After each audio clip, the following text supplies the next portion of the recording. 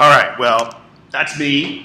I'm part of a two-person company that's EmpowerMac.com. I do this as a kind of an outreach and a service to the Mac community. I'm also involved with the local Sacramento Macintosh Users Group. Been in existence this October since for 30 years, the Mac Users Group. We're now transitioning more into the iPad and iPhone too. And just a bit of clarification, today I'll talk about iOS and Mac OS. Primarily we're going to focus on the Mac, but I will talk a little bit about iOS. And what iOS is the operating system for our phones and our iPads, for iPhones and iPads. So that's just iOS is what they call it. And again, this is Mac OS. But they're very similar and they're actually built on the same roots.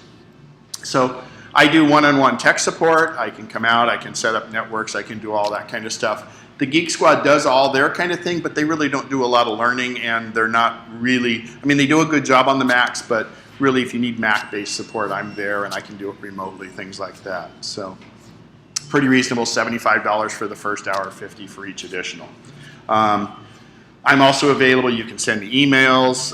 You can send me text messages if you have little questions, because we'll hit on things today. I'm there and I'm a resource for you. I also want to point out where there's other resources around. So we all have been kind of with the frustration, and now is everyone here transitioning from a PC, I assume, right? So hopefully you won't stub your toe anymore and you won't get this level of frustration, or there's this, this one here is so true, so true. And we've all been there. In fact, what's really funny now, well, not funny, but terrible, that there's these calls going around now that says, I've found that you have all these errors on your screen. I'm from Microsoft and we need to fix that for you. Has anybody gotten that call? My mom's gotten it 3 times and she only owns an iPad. So there's no way that's happening. It's a total scam. And what they're trying to do, if the person has a PC and only a PC, your Mac is safe. You cannot get a virus. You cannot get affected on a Mac at all. It's 100% safe. And that's not just marketing. It's been that way. It's just the way it's built. Just like your iPhone and your iPad can't get viruses. Don't need it. Don't need it a bit. But these calls come up and it says, I'm calling on behalf, or I'm calling from Microsoft, and it's usually somebody with a Eastern European or an Indian accent, and says, your computer is, doing all these errors. We need to get in there and fix it. So they get authorization to get on the person's screen, and at that point, they plant their own virus in there, and they do what's called ransomware. Thank you, Bob. They hold the computer hostage and say, we've got all your data locked up. If you want all your contacts and your email and everything back, you can pay us as low as $69 and as high as $189. And then they also then harvest your credit card beyond that. So best thing is, if you get that call, say, I'm on a Mac, bye. Because it's just not true, and it's really sad, but they're preying on this fear, uncertainty, and doubt that a lot of the PC users have, because you've always been told you got to watch out for viruses and things like that. You're on a Mac, relax. I mean, really, you can't break it. Anything you could do if you mess something up, it's easy to fix. A lot of times just a restart will fix it, but you cannot get a virus. The only thing you're vulnerable to are like the calls the guy made. Those are phishing schemes. Hi, this is from your bank, or you get an email, this is from your bank, we're doing a security update, please click here. Never ever click there. If it, because they send it out to the big bank names, because most people have a big bank name account. So if you see one that says it comes from Wells Fargo, you say, well, go to wellsfargo.com and log in the normal way you would, and you'll see everything's fine. If you click on links and emails, they could send you down a path, and it could look just like the Wells Fargo site. And they say, well, we need your username and password. So then when you enter that, they've now captured your username and password for your Wells Fargo, and then they start getting more information from you. So forget clicking on emails ever. A bank will never send you that and say, click on this. Go right around and go to wellsfargo.com or chase.com and get in that way. Those are called phishing schemes, and it's a PH. And again, they're casting out this big net and trying to hook in some people on that.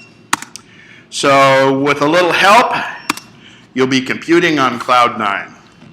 So again, that's it. Feel free to write down my phone number, best by text, and there's my, oh, it's on the sheet. I'm sorry, it's on the sheet. It's on the sheet. So the sheet you have there, it's a front and back. You have some numbers here at Best Buy. You have my numbers. On one side, you have a place that you're able to put your passwords if you'd like. Now, don't feel the compunction to fill out every single spot on that sheet because there's no need for that. But as you go to the sites, sometimes it is good to fill out the passwords and then store that somewhere where it's safe and secure. I know, how many here have iMacs? Okay, most of you are laptop, okay. That bottom row on the Mac is really good to put sticky notes on with your passwords, right? On the iMac, that little bottom row there, it's made for that, right? No. So the other side of this are what's called keyboard shortcuts. And it's pretty handy if you do a lot of writing and different things on the Mac. There's some keyboard shortcuts on there. They're just there for your use. And if you start doing repetitive tasks, it makes it a lot easier. All right, so that's it for the presentation of the little keynote. We're going to kind of dive right in here.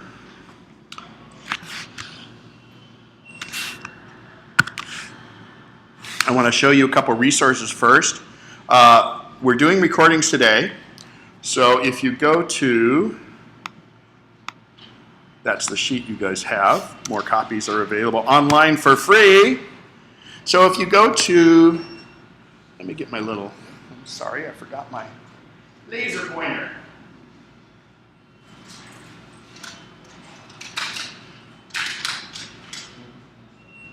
So if you go to kenspencer.com and click on classes, these are, the Best Buy class will be posted up there sometime this coming week.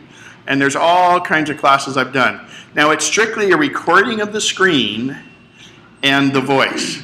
It's not edited or anything, it's raw like it is, but it's essentially just another way you can go back through what it is. And they're YouTube videos, and they're, as long as the class is. So kenspencer.com, and I think that's posted on the bottom if I'm not mistaken. Does anyone here live in Lincoln Hills? Okay, never mind. We do have, because they have their own Mac users group is what it is. I'm sorry? I think they have a user group also. Yes, they do. Okay, great. So, and the user group, so what a user group is, these started years and years ago. Back in the day when computers were really hard to use and all the software and programs were really hard to use, people would get together in collectives. I mean, this was before the internet. Mac Nexus started 30 years ago this coming October. That was only months after the Macintosh itself was introduced in 1984. So it was places where people would meet to talk about things, learn things, and it still continues to this day. I'm president of the Sacramento Mac Users Group, and we have a couple different things. We have a general meeting that's the third Thursday. You can get all this from the site. We have speakers come in. We've, in fact, remotely had a speaker come in. Steve Wozniak, co-founder of Apple, Skyped in, and we had him do a presentation for us. It's a little bit more of a social thing. We have a real good raffle. A lot of times we raffle off an iPad or a Mac Mini, something like that. But then the first and the third Saturday of every month, we offer classes from 9 to noon to all of our members. But I always say, come to 2 or 3 of the classes. If you like it, you can pull out your wallet and the whole family can join for $40 for a whole year. And that also includes, on the first Saturday, what we call triage. If you're having trouble with email on your computer, if you're having trouble with different things, you can bring it in and have someone one-on-one help you with your computer. And that's all included in the $40 for a family. And we're just over 600 members strong, and we're very sound financially, and it's a good group. And it's an older demographic. We're trying to get more and more younger people in, but we have been able to stay fairly steady at 600 people. Another resource you have, of course, you have the Geek Squad here, but even though you didn't buy your computer at the Apple Store, you can use the resources of the Apple Store. It's very busy in there, but they have geniuses in there, the Apple geniuses, and you can go online and make an appointment. They'll spend about 15 minutes with you. It's no charge. They'll try to analyze things if you're having particular problems, things like that. You do have to make an appointment ahead of time though, or you'll wait in a pretty long queue for that. And of course they have it over at Galleria's where the Apple store is. So feel free, it just doesn't matter where you bought it. You bought an Apple product, so you have the right to do that. And that's part of the thing. When you buy an Apple, you spend a little more than you would on a PC, but the value you get is so much farther beyond what you would get on an HP, a Dell, or things, because you have great software in there, which we're going to touch on today.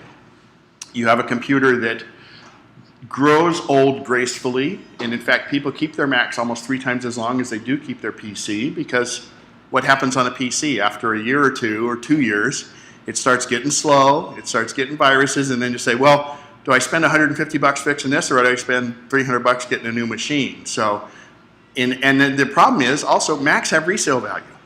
3 years down the road, your Mac is worth half of what you paid for it at least. PCs have 0 resale value. So it's really, it's more money, but realistically over time, it's a lot less money. And once you're in the Mac fold, it really, really makes a difference. And of course, it follows through to the iPad and the iPhone. And to be honest, for me, my business is going out and doing tech support for people, but also teaching people on the products. There's hardly ever any tech support needed on the iPads and the iPhones. That's where we're going. I mean, the Mac's less and less over time, but it's amazing what they don't really break down. If they do, there's little tricks you can do with the buttons, and up they go. So, or you take it to Apple, and their warranty coverage, everything else is very, very good. So this is MacNexus.org. This is the Sacramento Users Group.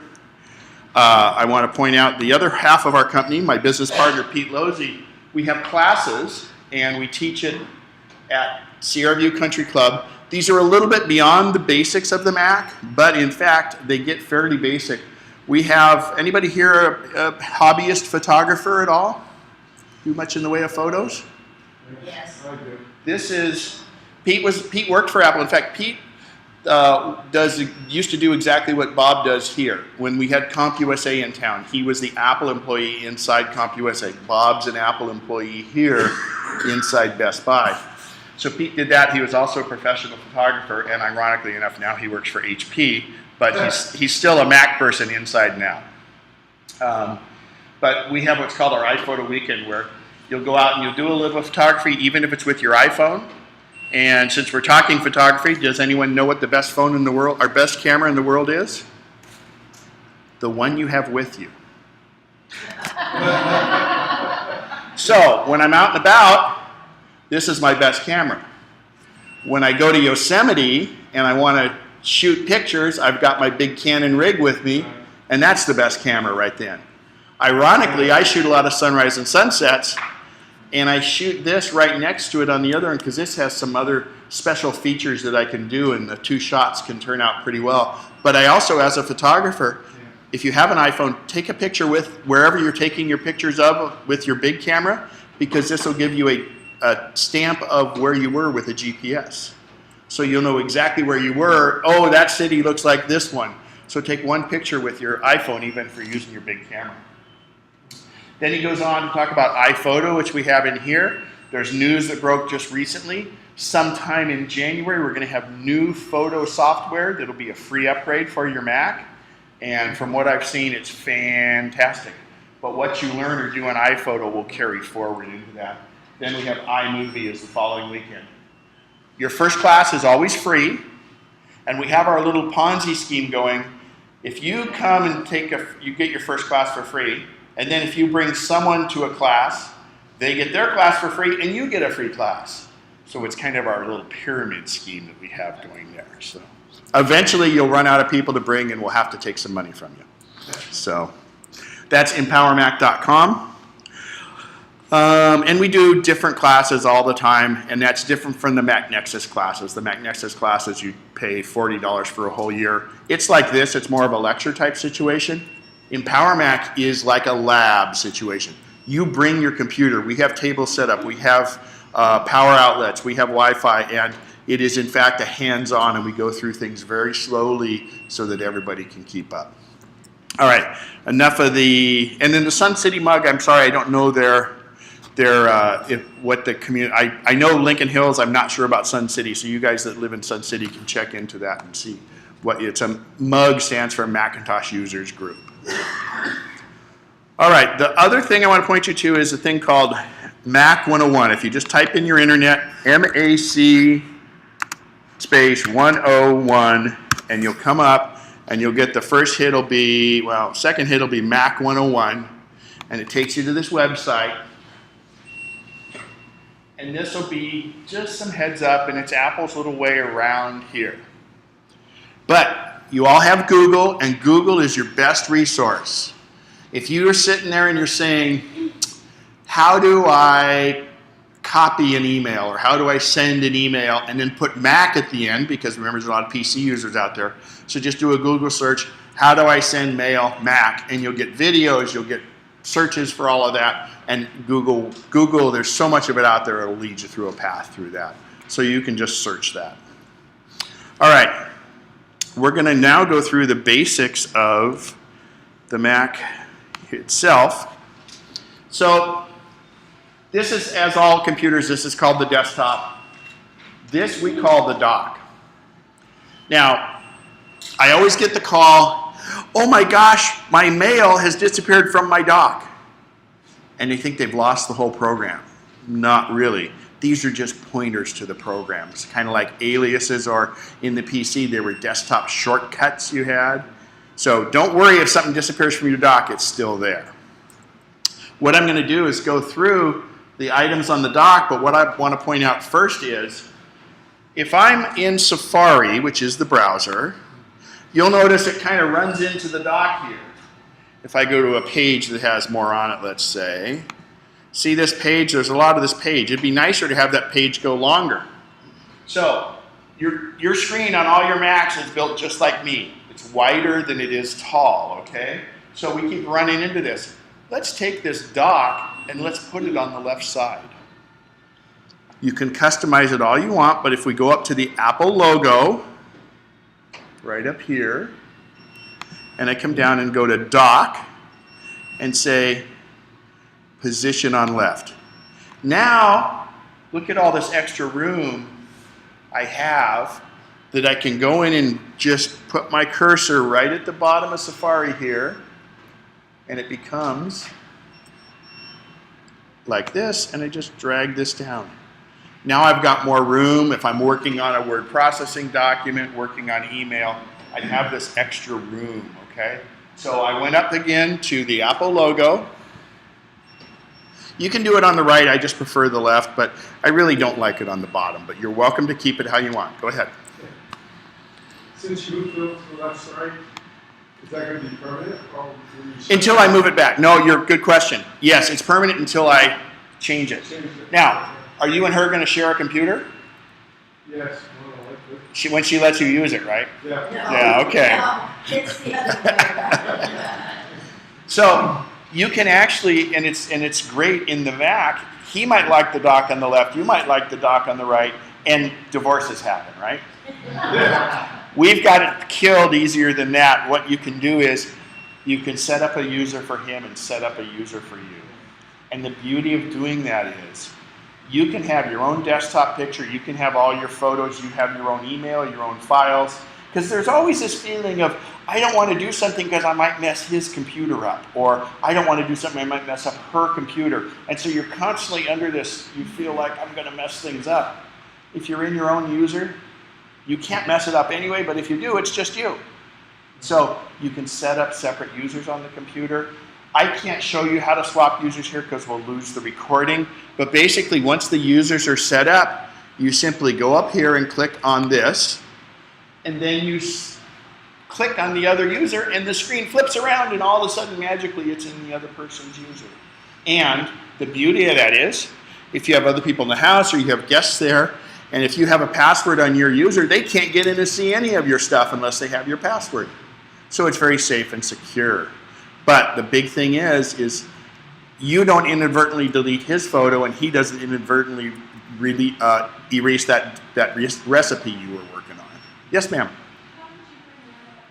Up here? That's only when you have additional users will that show up. Okay, just really quickly, I'll briefly show you how to go set up users because I think it's a great thing to do, and you can't hurt anything. If you ever delete a user, you delete every bit of their data too. And by making a user, it doesn't take any room up. It's just the documents and data they create, and every application is shared amongst all the users. The data is not, but the applications are. So if I go up to the Apple logo and come down to System Preferences, and over here we have users and groups, and I click on it. I did that a little quickly, sorry. Right here, users and groups. System Preferences, users and groups, and it'll be on the recording. And I would just sit here and I would unlock this. If you have a password on your computer, you have to unlock this and hit the plus sign, and you can add users. You can either have them as administrative privileges, which means they can do a little bit more, or you can even do parental controls in there. Okay. So let's go back. We're going to go down the dock now and talk about what these items are. The first thing is the Finder. That's always there. I call it the smiley happy Finder face. That's home base. That's just basically what goes on behind the scenes. You never can turn it off.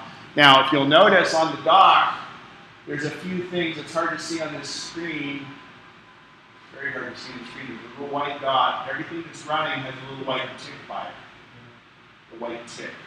That signifies that that program is running at the time. Finder will always be running. If I click one time on Finder, I get the list of my files and things like that. Those of you that are really into how your files are stored and things, you can find that. Actually, the other thing is now, did everybody get their data all migrated over from their PC? Okay, are you interested in getting your data migrated over from your PC? My PC crashed. Ah! I tried it. Did they try removing your hard drive? Oh, they took the hard drive out and they tried it. They still couldn't. Yeah. So I can try it for $250. I'll tell you what, if you still have the hard drive, hang on to the hard drive, give me a call. A lot of times if I can get data off it, I can. I have a little trick. If the hard drive is bad, believe it or not, if you put it in a Ziploc bag with desiccant in there and put it in the freezer for 24 hours. Because the heat sometimes does it. Happy to see if that'll get any data off it for you. But, perfect time. Did you have a backup?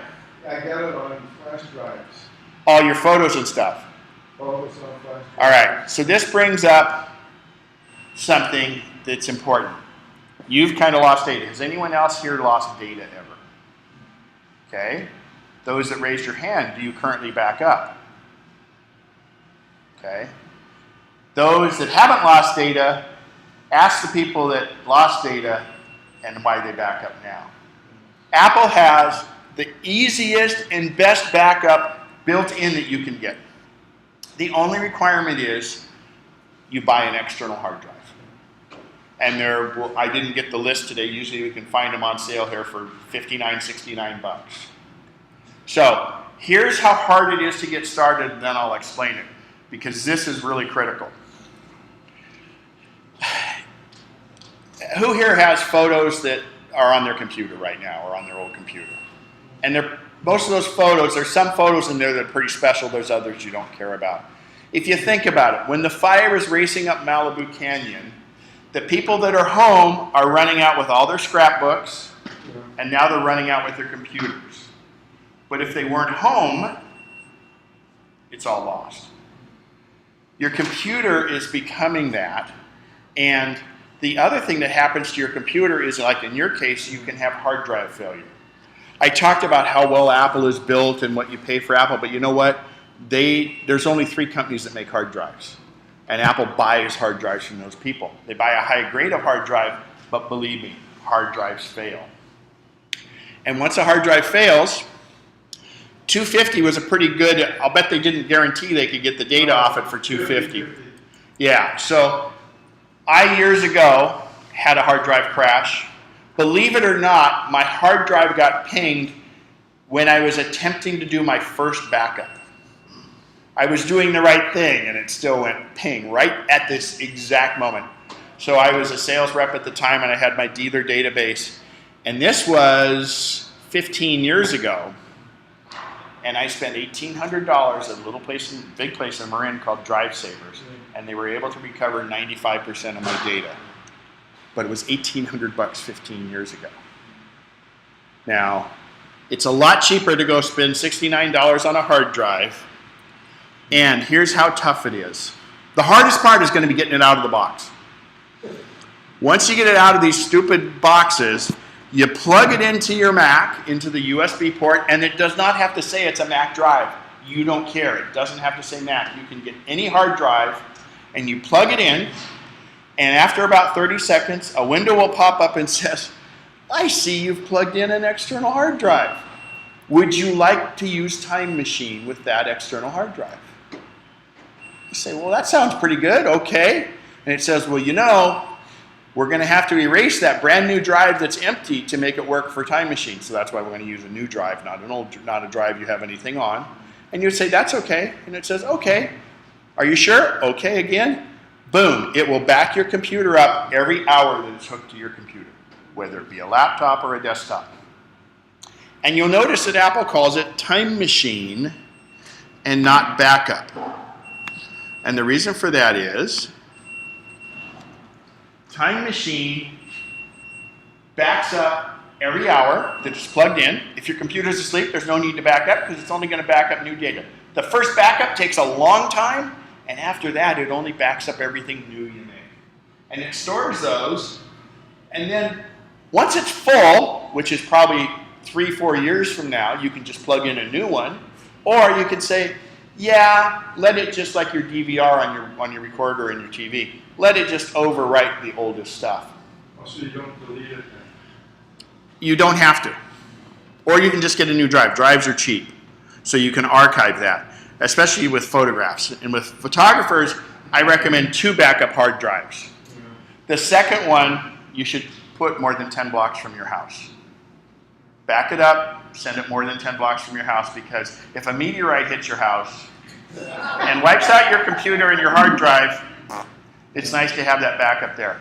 And they make it so easy that if you have a Mac and it gets stolen, or your laptop gets stolen or run over by a steamroller, you simply take that little Time Machine backup drive, plug it into a brand new Mac and say, okay, get me back to where I was last time I backed up, and every password, every photo, every piece of email comes right back in with one touch of the button.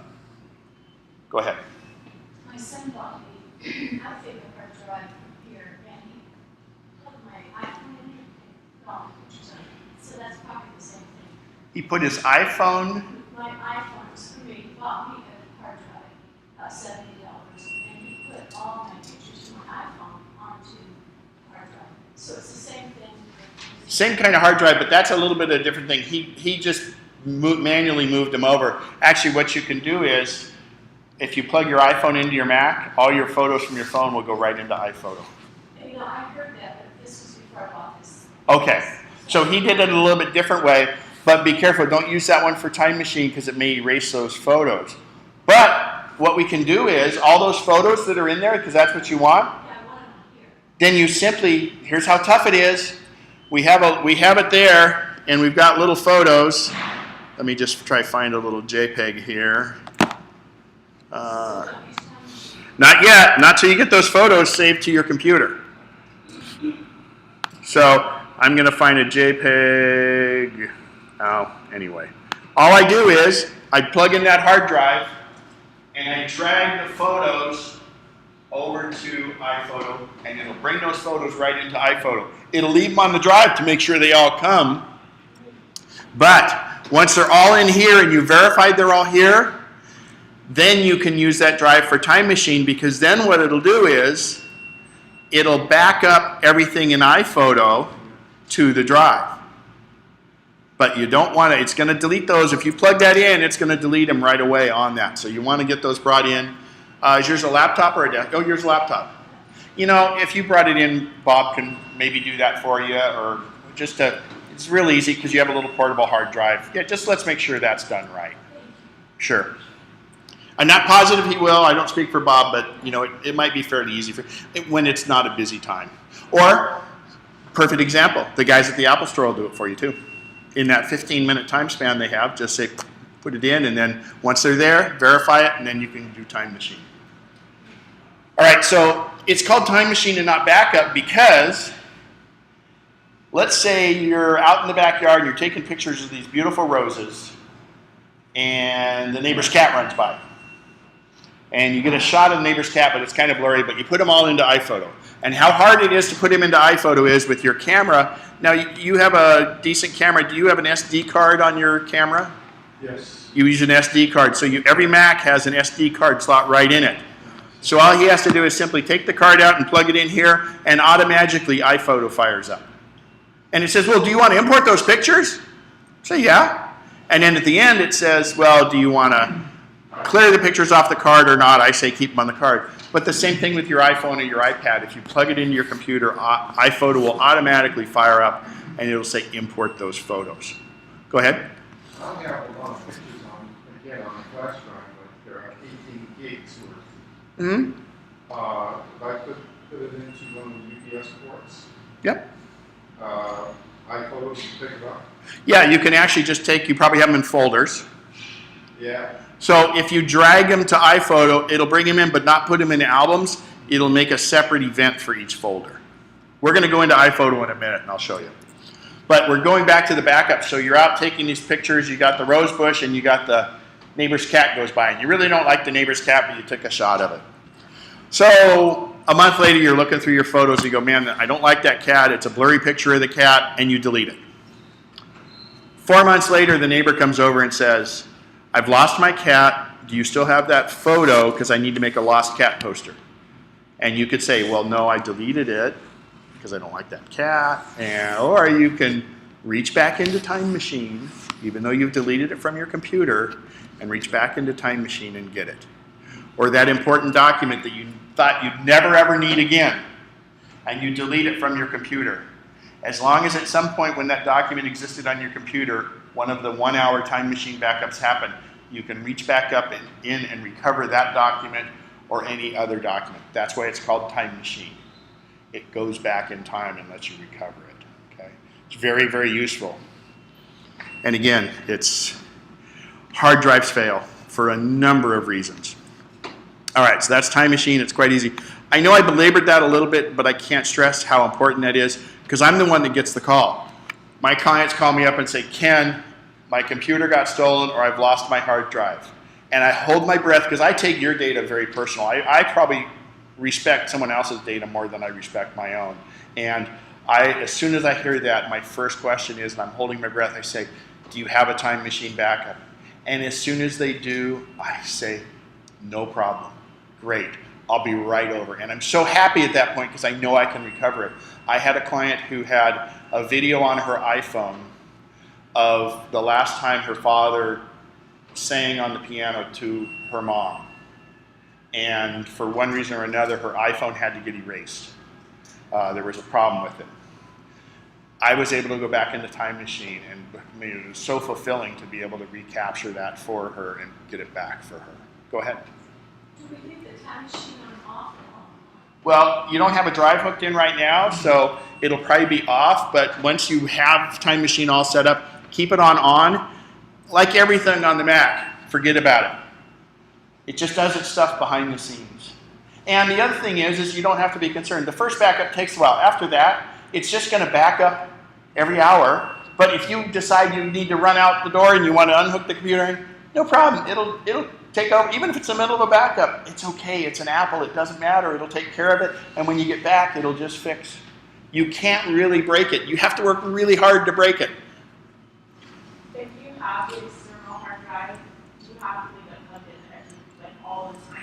You don't have to, but you're obviously only protected when it is plugged in. So in a laptop situation, it's kind of, if you take a trip to Mozambique and you've got 1,000 new photos, make sure you back it up then. But if you've just been doing emails and stuff like that, you don't have to do that. If it's a desktop machine, leave it plugged in all the time. If it's a laptop, do it when you feel you need to. When you plug it back in, though, is it going to erase before? No, great question. She asked, will it erase everything? No, it just takes over where it left off.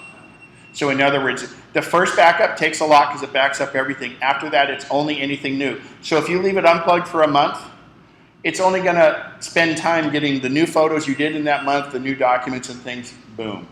And if it interrupts it part way, it interrupts it part way. It'll continue going. It really is seamless. Why don't you erase the external hard drive then? You're not going to want to erase it. Right, but it will ask you. It won't even ask you to do that. No.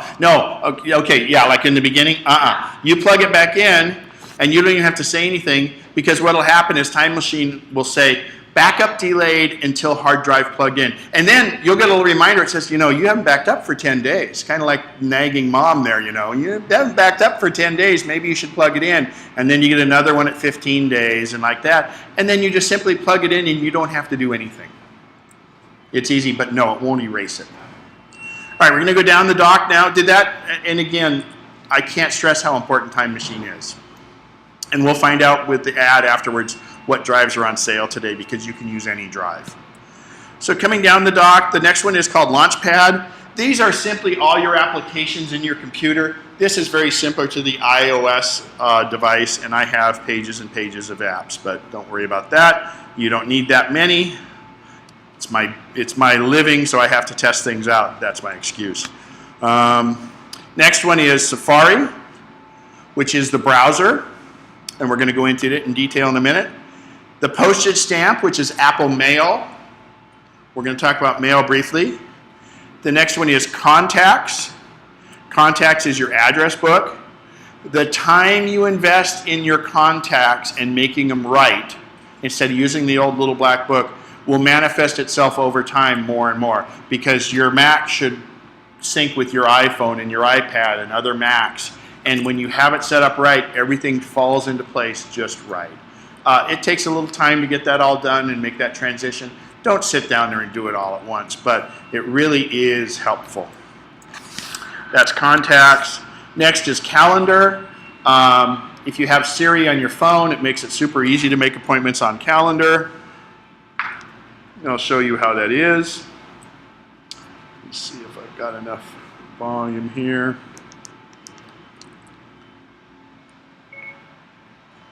Scheduled test today at 2 p.m.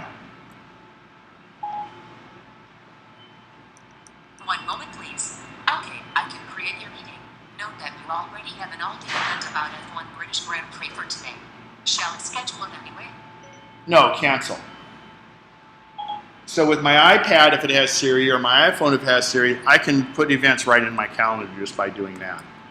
Okay?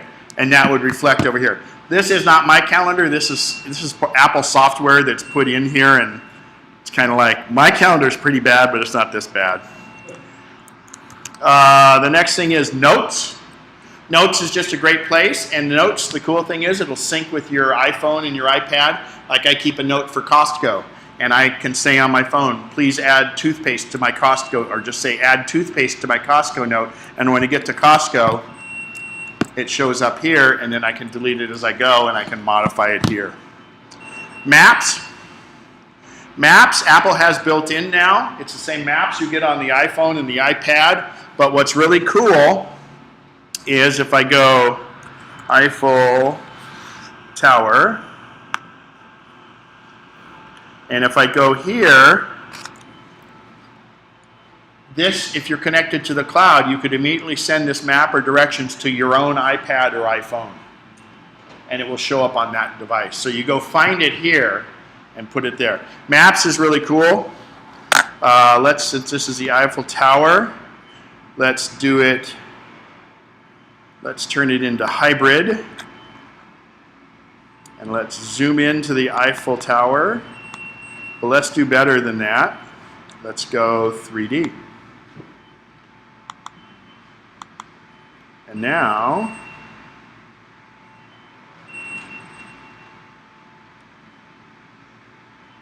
see how those buildings are in 3D?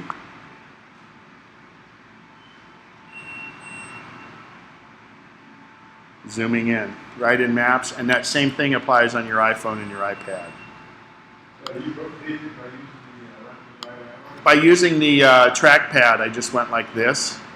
If you have a Mac with a mouse, there's some other ways to do it. Obviously, on your iPhone and your iPad, you can use the touch screen. If you have the touchpad or the touchpad on the laptop, it works just like an iPhone and an iPad.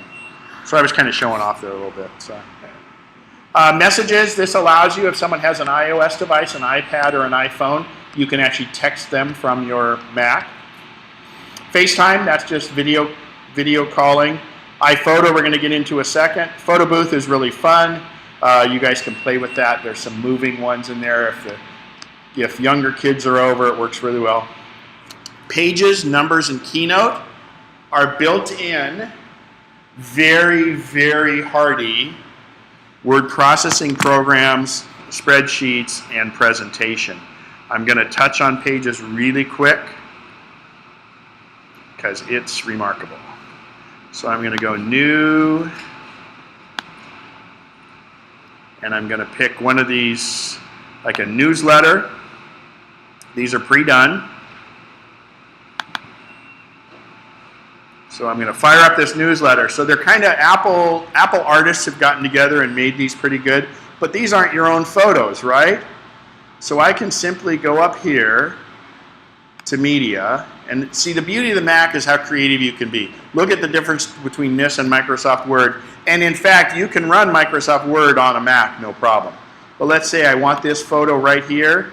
I don't have iPhoto open, but I'm looking in my iPhoto library, and let's just drop that photo right there. Boom, done. That's staying there once you leave, or? Yeah, that stays there in the document because you've really taken it from iPhoto and put it here, even though iPhoto So isn't you don't running. have to say save anyway. No, it auto-saves.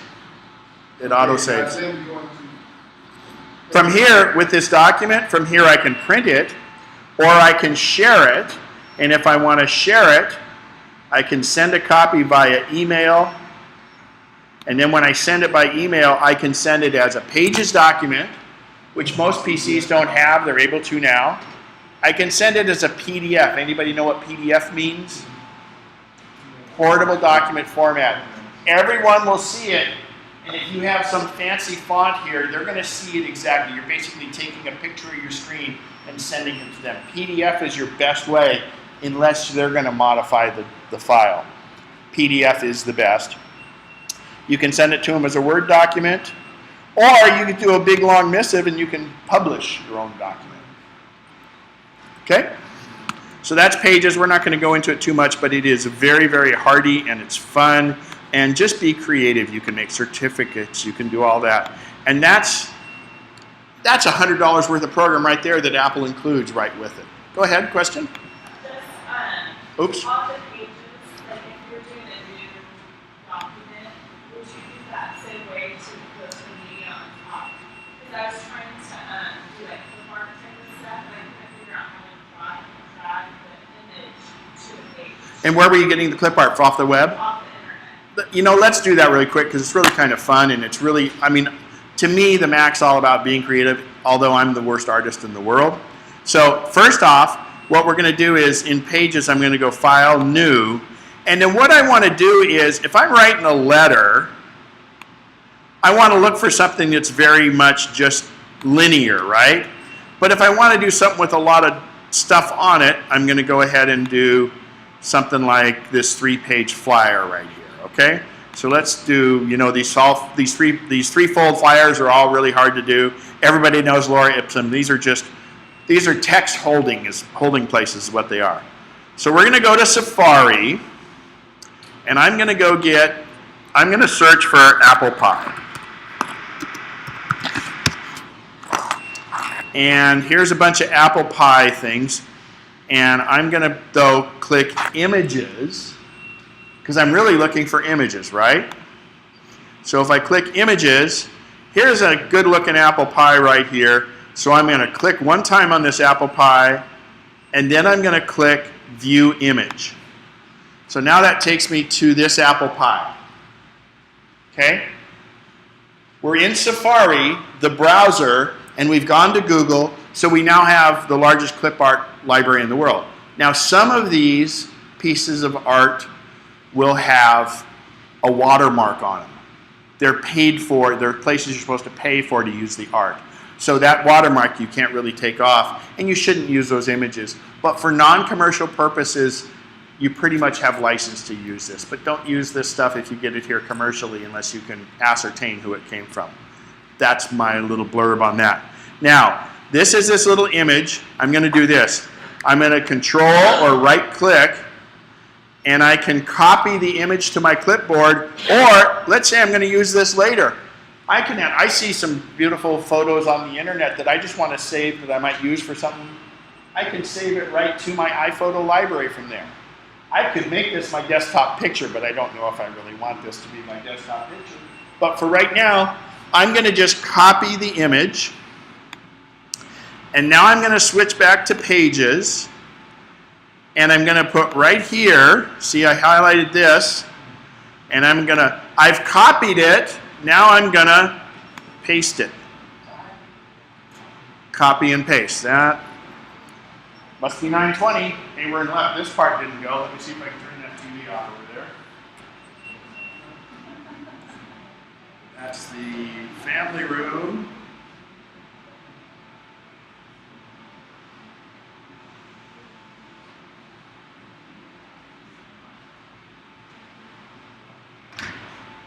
All right.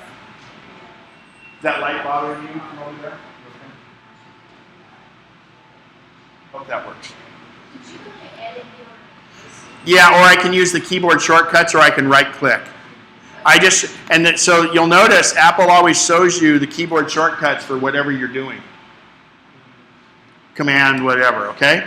But what I wanted to show you is, so let's say I'm going to paste this, and I want to paste this somewhere, but it's got this stupid white border around it, right? I can go up here to Format. Oh, come on. They changed where it is. Oh.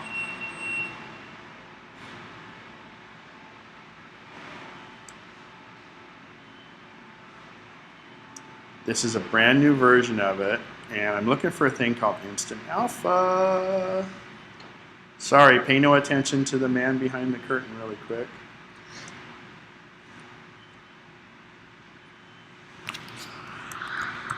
So I'm just using the little search.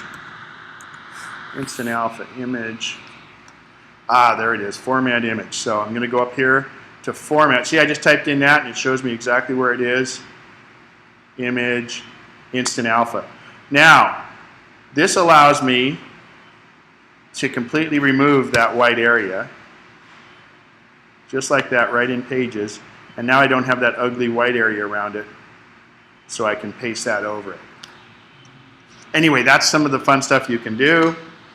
I'm going to get out of Pages. Pages, we actually, in Mac Nexus, we do classes on it, and in PowerMac, we'll do 6 hours worth of Pages classes. But there's some wonderful online tutorials. The other thing you can do is, in Help, you can get rid of that, and you can go to Help. Oops. Clear that. And you go into Pages Help, What's New, and all of this stuff. Apple has some great sites on that. But there's some wonderful free online tutorials for Pages. Pages rocks. It's really, really a great program. So then we have Numbers, which is an equivalent to Microsoft Excel. We have Keynote. We have iTunes, which we'll talk about briefly here. iTunes is where your music, your movies can stay. You can do a lot of different things with iTunes. These down here are called playlists. So if I want to make a playlist, I can say File, New Playlist, and I'll call it Test. So you make a playlist, and then I go in here and I can simply drag certain songs to my playlist. So I just did those 4 songs, and if I try to send I Got You to my playlist again, it won't duplicate it. See, it won't let me duplicate it. So I'll skip it. So that keeps you from getting duplicates in your playlist. Once you have a playlist, you can burn a CD from there. If you have an external burner, you don't have to get the Apple one. It's $79, or you can get just aftermarket CD burners, or put them on a thumb drive. You know, a lot of the cars now have little USB ports. So that's iTunes. Have fun with it. iBooks, we're not going to really get into much. The App Store, this is where you buy your app. Then there's free ones too. Tons of free apps for this, for your Mac. Sunrise, a great calendar app, even though you have a good one built in, is free right now. But the whole trick about iTunes and the App Store is I'm a very special person. I get 20% off everything there, and I can tell you how to do it. It's not part of the Ponzi scheme I was talking about earlier. What it is many times, in fact, often Best Buy will have iTunes gift cards on sale for 15% off. So buy an iTunes gift card for 15% off. You'll get full value. You put it on here and you keep it on account as long as you want. You can buy apps for your iPhone or iPad. You can buy apps for your Mac. You can buy music. You can buy videos, or you can rent videos, all with the iTunes gift card. The iTunes gift card does not credit towards any Apple product, hardware product, just towards anything in those stores. Go ahead. Did you see the seal on No, I'm going back to it. I wanted to develop time with that. So anyway, that's the App Store. Beyond that, the next big thing is system preferences. This is where you can customize your Mac all you want. Let's say I want to do my screensaver or wallpaper. See, I'm typing in wallpaper. Oh, it says me my wallpaper is right there. See, it highlights where it is when I do the little search up here. Desktop picture, how to change it. We talked earlier about users and groups, user picture, add users, login, what was it, accounts. See, anything I type in, and the more I drill down, the more it highlights what it is. Login, name, and password. Boom, that's where it is right there. It takes you right to it. Anytime you see a window with a magnifying glass in it, it's some sort of search. And that brings up the last thing before I go into iPhoto and all of that is up in the upper right-hand corner, you have this magnifying glass up there. It's very small, it's very discreet, but it's probably the most powerful thing in your computer. So, it's called Spotlight. If I go up here and I type in, let's say I know I made a document that had a certain street name on it. If I typed in that street name, if it's inside that document, if it's anywhere else, it would do it. Let's try, well, I'll just do, I know there's Appleseed, A-P-P-L-E. Again, this isn't my data, this is Apple's data. So I typed in Apple, and this tells me in applications I have two different things. Boy, those are old programs. Folders, a spreadsheet. The spreadsheet says Jam Company 2, 3, and Jam Company 4, or 2 and 3, but it means somewhere in that spreadsheet is the word Apple. If I go down here, in this PDF document and in this Bluetooth repository, inside that PDF is the word Apple. It's not just the name of the file. It's drilled down inside that thing. In mail, these are mail. Somewhere says Apple in there. These people's contacts say Apple somehow. There was an Apple meeting, weekly team event. Somehow these images have the word Apple in them, and it even gets down into music. Somewhere in the music, probably not in the lyrics, but more in like the acknowledgments or the, the album name or something would be Apple. And a font, it's got Apple in it, iTunes library. Or you can look up Apple, or you can just search the web right from there. So that little magnifying glass up there, Spotlight, makes it so it really isn't that important where you store things on your computer. Because you can always go find them if you have some little breadcrumb that you can go get. Okay? That's Spotlight. Very, very powerful. All right, now we're going to go back to the things we skipped. The first thing is Safari. Now, Safari, I use CNN as an example here. So when you go to the CNN homepage, you've got basically a table of contents of the current stuff. So let's go down here. Let's go click on fireworks turning into fire at baseball game, okay? Boom, I click on that. So now I've gone to the article and you notice it's a long report across here, okay? But watch this. Up in the upper right-hand corner, when I go back to regular CNN, you'll notice the reader up here is grayed out. But look at what happens when I clicked on that article. Now if I click reader, okay, let's look at this article. Actually, this one's pretty clean. Let's go find an article that's not very clean.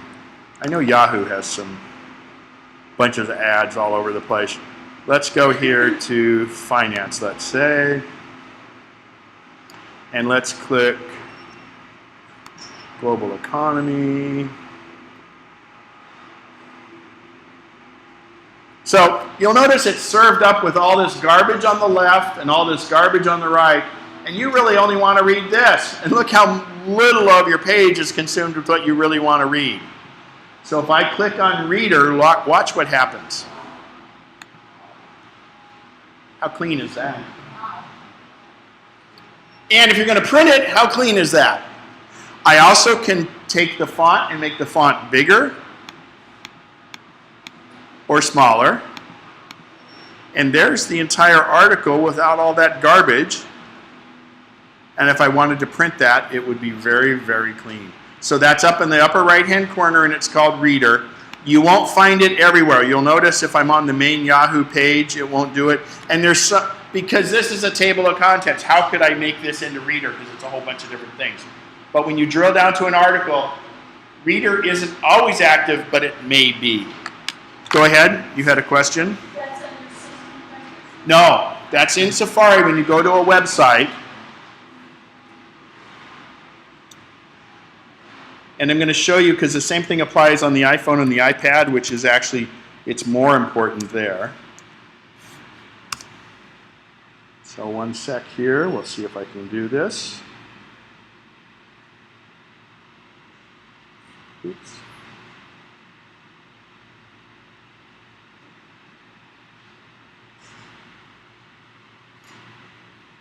So I've now put my iPad up on the screen here. And if I go to the Yahoo page, yahoo.com. Oh, see, they've got the mobile version. So I'm going to use CNN as an example because I don't want the mobile version of Yahoo.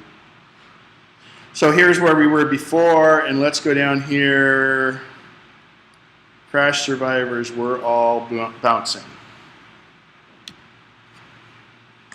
So instead of the word reader, I have these little lines right here, if it's available. Right here on your iPhone and your iPad. And when I tap those, again, look how clean it is.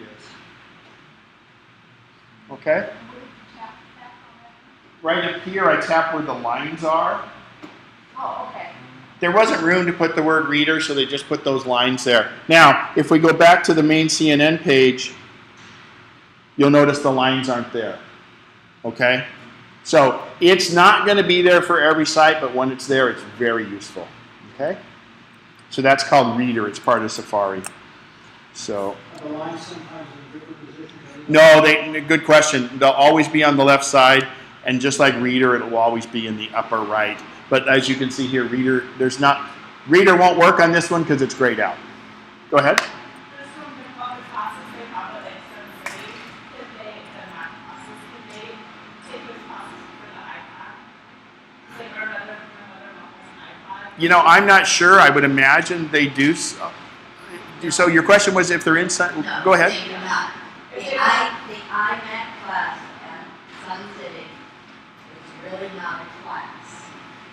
Once you are into using your Mac, you get together and talk about how you can improve things or how easier it is to get around.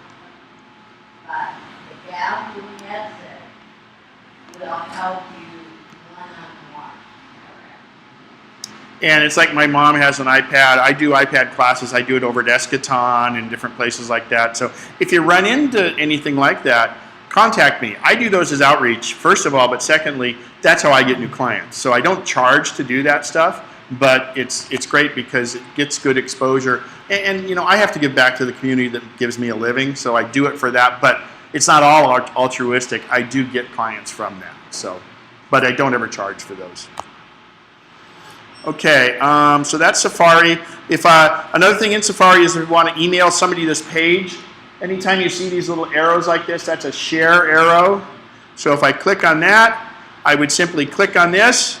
My email, you'll notice email is not currently open. So if I click on email this page and walk away, my hands will never leave my wrist. It automatically fires up an email and puts that page there, and then you address it to whoever you want. Again, I'll go back through that. So if in Safari, the share, click on email this page. Okay, go ahead. Now, can you receive, get email from somebody else that has a PC and not a Mac? Yeah, good question.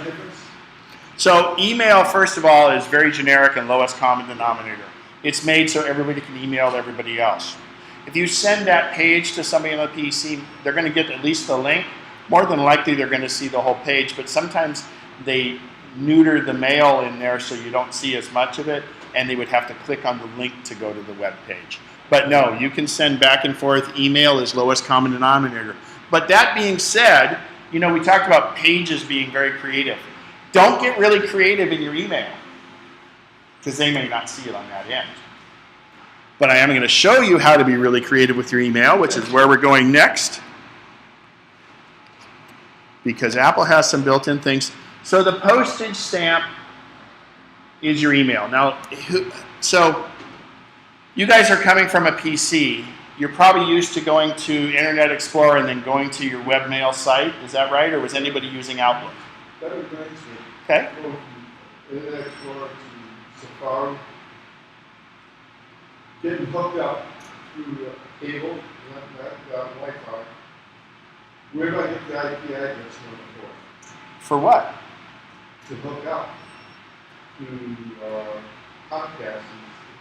You should just, it should just go to your router. You shouldn't have to do any configuration. It's asking for an IP address. Are you on the internet? Yeah. Forget it. If you're on the internet, you're on the internet. Okay, so If you're on the internet, that's, so this IP address it's automatic. is automatic? Yeah. Doesn't matter. So if it's asking for an IP address, but if you're on the internet, you're on the internet, so it's obviously finding an IP. Well, right now, I don't have it. I don't have this on here. I still have my PC, but I've tried it. But this is where it's asking for an IP? Because you don't have it. So are you wireless? No. So you don't say. So do you have a router, or you just have your Comcast box? I have a modem. Just a modem. Yeah. So you need to plug the cable from that modem into this, and then it'll be automatic. That's no problem. You won't have to do anything. But I would recommend getting a router, because then you can have both of them, and then you have an iPad. You said, right? Yeah. Well, you want to have it be wireless at your house. Yeah. And so you can get you can get a router. There's for $100 out here, Apple has the Airport Express. It's the easiest in the world to set up, and it's this little box that's this size, and everything will work off of it. Yeah, that's the best. Airport Express, it's called. Yeah, you want to be wireless, especially with the iPad. All right, so we're going to Apple Mail. Now, those of you who are used to, so let me do a quick poll. Who uses Yahoo for their email? SBC, Yahoo, AT&T. Okay. Feel sorry for those people. Comcast. Good. SureWest. Okay. Any that I missed? I'm sorry? I use Comcast. Okay. Anybody using Gmail or one of those? Okay. They're the happy people. Sorry, I'm not being segregational. First of all, if you're using ATT or SBC, Yahoo, or Yahoo.com itself, please do yourself a favor, start using Gmail, get a free Gmail account, and migrate away from Yahoo. You don't have to get rid of it, but Yahoo is not your friend, and it's very, very difficult to use, and it's just horrendous for email. Okay? It's free, but you pay for it. Gmail's free, and I'd pay for it. You had a question? Go. Is Gmail, why is it better? Because it's Gmail, they have almost as much money as Apple, so they've decided to really commit to it. So when you go to gmail.com or when you go to yahoo.com, they make their money by you looking at your mail but seeing all these ads. Well, Yahoo overdoes it, and they are not a good mail person. They just don't, MAIL person. They just don't handle mail well. There's tons of problems with it. Gmail does it, bless you, Gmail does it right, and Gmail's the biggest, so they have the best spam filter. So, those of you that are on Comcast or SureWest, you should start using Gmail also. Apple gives you free iCloud Mail also. That's a good alternative. And Apple is very safe and very secure. Apple is protecting us from the NSA more than any other company out there. So you can get a free iCloud email account. They are actually standing up against the NSA. They have the money to do it. So it's quite good. But you don't want to be with Comcast. You don't want to be with SureWest, because what happens if you move, if you're in a SureWest territory and you move somewhere where there's no SureWest? You're at some point going to have to give up that email address. Or if I start an internet company and I come along and I say, you know what, I'll give you 3 times the internet speed for 1/3 of the cost. You'd be foolish to stay with Comcast or SureWest when that comes along, but, oh, I've got that email address with them, I need to keep it. Become independent from your internet service provider.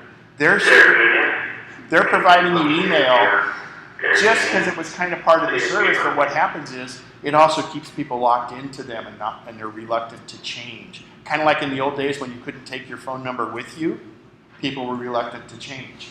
So get an independent service that does mail well. And he agrees. The juice commercial.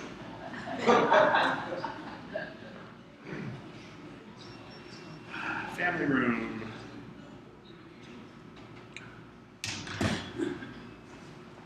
So anyway, that's my rant on that, but I'm going to go to, now Apple Mail, instead of going like you used to go to Explorer and check for your mail, you can go to Safari and check your mail, but a much better experience is to use the Apple postage stamp.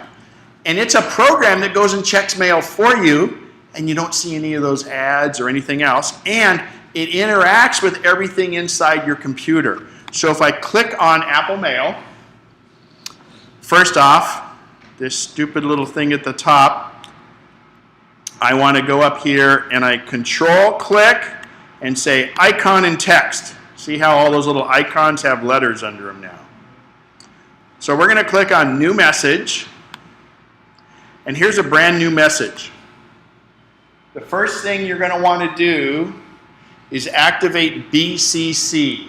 And I have this little pull down right here. BCC. Does anybody know what BCC means? Blind carbon copy or blind courtesy copy? Yes. So let's talk about this for a second. To would be who you want to send it to. CC would be like if I want to send something to my mom, but I want to make sure my brother gets a copy, I send it as a CC.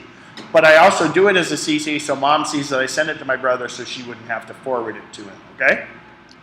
Blind carbon copy is when you send out like a list.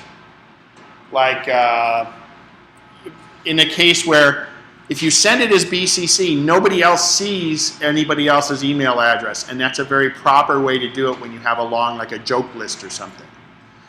Everybody only sees their own email address. First of all, it looks like it's personalized, but the other thing is you don't get those long lists of all these email addresses, and that's how spammers get them. So use BCC, and it's a common misconception that if I put something in BCC, I also have to put something in to. You do not. Each to CC or BCC can act completely independently. The time you don't want to use BCC is, let's say you're planning a potluck dinner with 12 people. You would put it in CC or to so that when the person replies, they reply all. So when you're the first one to jump in and say, you're bringing the salad, 12 other people don't bring a salad. You reply to all saying, I'm bringing the salad. Somebody else replies to, I'm bringing dessert. Now, don't make the mistake of hitting reply to all and you go, oh God, is she bringing that dessert again? You want to make that go to a specific person, not to the whole group, because they would get it. Subject, and BCC, once it's activated, stays there. So and it's also important in this to just not type the full name of someone. If you start typing their name, you want to select from the pull-down menu, because that way you don't mistype it. And if I do this, like here's Johnny Appleseed there, and I can put test as the email. Then I click down here in the subject. Now, I have some neat little things here, but I want to expose them by hitting Control, click, icon, and text. Now, the first one is this format bar. This lets me get fancy with my fonts and everything else in my email. Don't get super fancy, because if they don't have that font there, it's going to substitute with a different font. Think lowest common denominator on email, but you can change the color of the font. You could make it magenta, let's say. Now it's magenta, okay? The other thing we can do is, remember we had the photo browser before. I still don't have iPhoto open, but if I click photo browser, I can go in here and I can go find my albums, and I can sit there and drag these photos over. These aren't my photos, these are Apple's photos. Over to the email, and if I close that window, I can then adjust the size of the photos there. So I can send those photos, I can put text what I want, and I just did it from photo browser again, photo browser, and I simply drug it over from the photo browser to there. Can't get much easier than that. But it gets a little more fun if right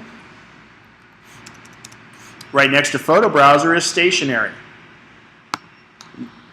I can go here and click a stationery, and we'll pick this one. So now I've got this stationery. Let me extend this since we don't have the dock in the way. These are programs, and it says this image is a placeholder. Drag a new image to replace it. I can sit here and hit my photo browser, and I can put this image right there. I can put this image right there, and this one right in the middle. Okay? I've just drug those over. How simple is that? Now, I said that some people won't be able to see the fancy email depending on their email client, but they'll at least always get the pictures and always get what you typed. Lowest common denominator, but most people will be able to see it because most of the modern mail clients support this. This is all rendered just like a regular web page is. It's called HTML. I can move this around. I just take one photo, drag it over here, and then I just replace my text like that, and go on down here and just type. Or if you get really fancy, here's a tip of the day. You have built-in dictation on your Mac, comma. All you do is double tap the function button, comma, and it will, quote, type, close quote, for you, period. New paragraph. I saw a bunch of wows in the crowd, comma. Yes, I will explain.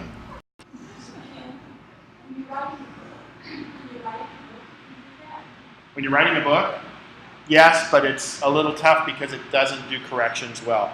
If you're writing a book and you want to speak it, there's a $100 to $100 Dragon dictate for the Mac, because it allows you to do corrections. This doesn't allow you to do corrections as you go along the way. But this is good for a simple note. Me, I'm a slow typist only because I do typos a lot because my brain's going faster than my fingers can. And so if I dictate, it does it fine. You have this on your iPhones and your iPads. Go ahead, then you. If you do the control click to get the icon and text, what are you pushing on? I'm in the gray area.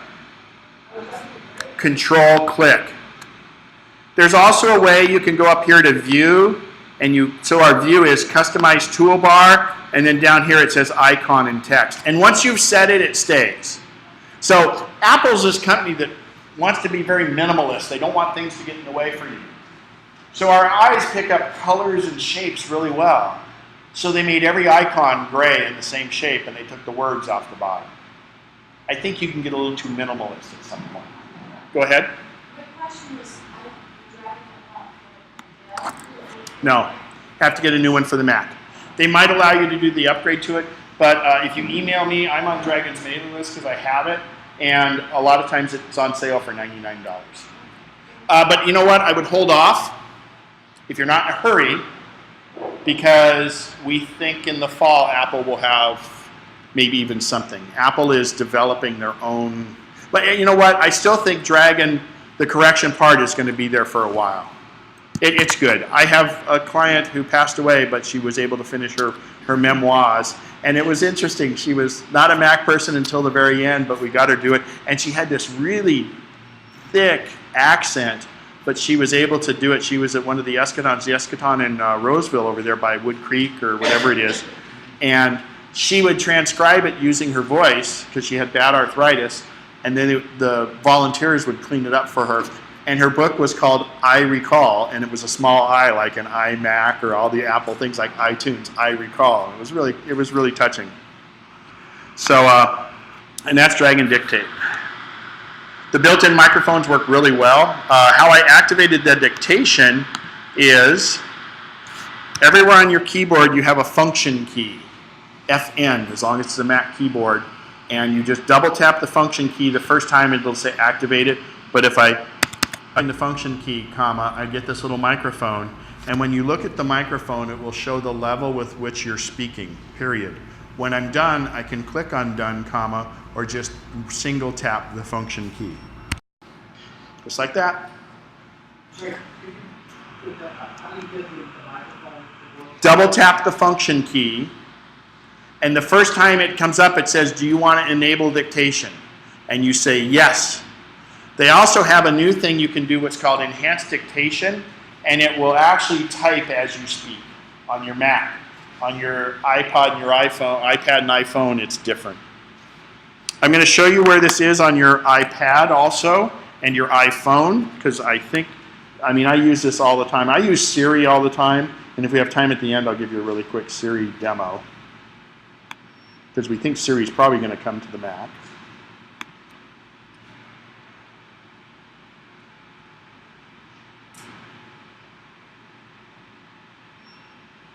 So on the iPad, so anywhere I can type on the Mac, I double tap the function button, the microphone comes up, right? If I'm on, anywhere I'm on the iPad, if I go to new message, let's say, you'll notice on my keyboard, there's a microphone. Okay, so, oops. All I do is tap the microphone and talk in a normal voice, comma, and cadence, and it will type what I'd like it to say, period.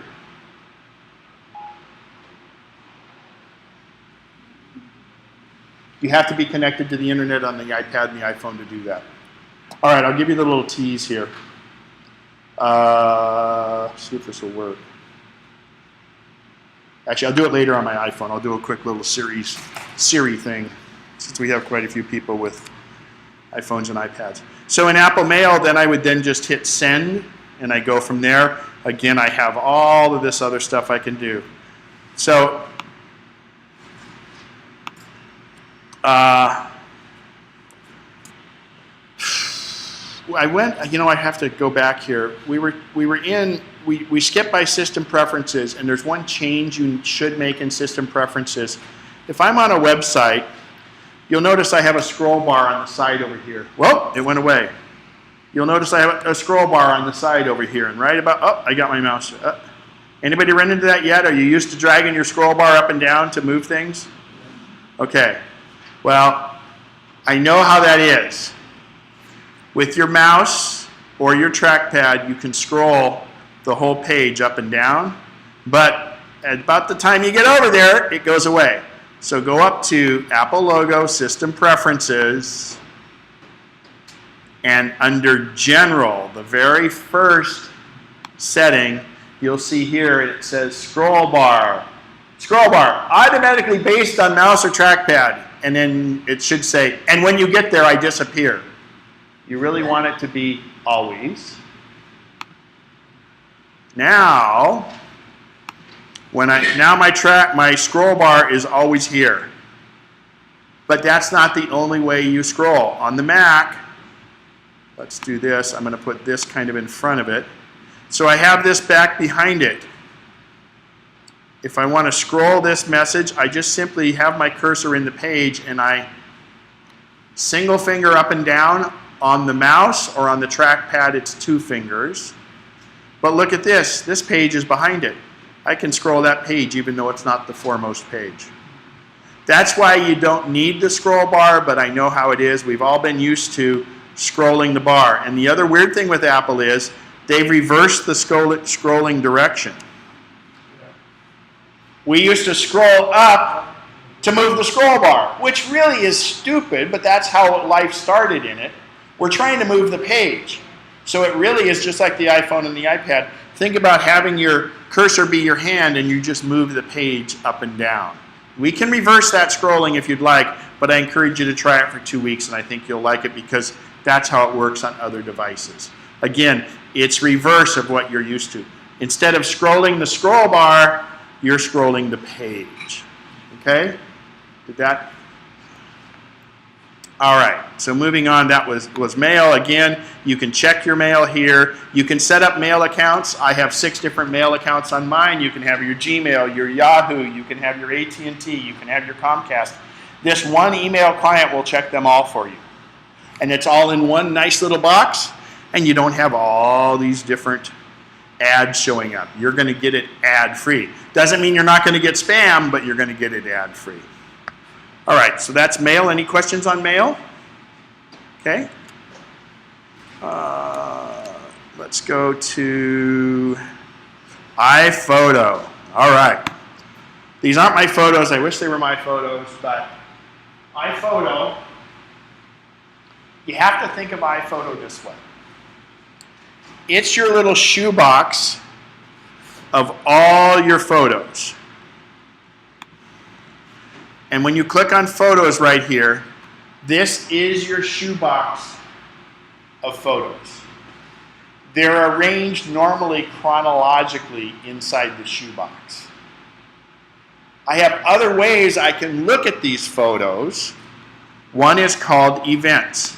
For instance, if you import all your photos that are in folders, they'll become an event.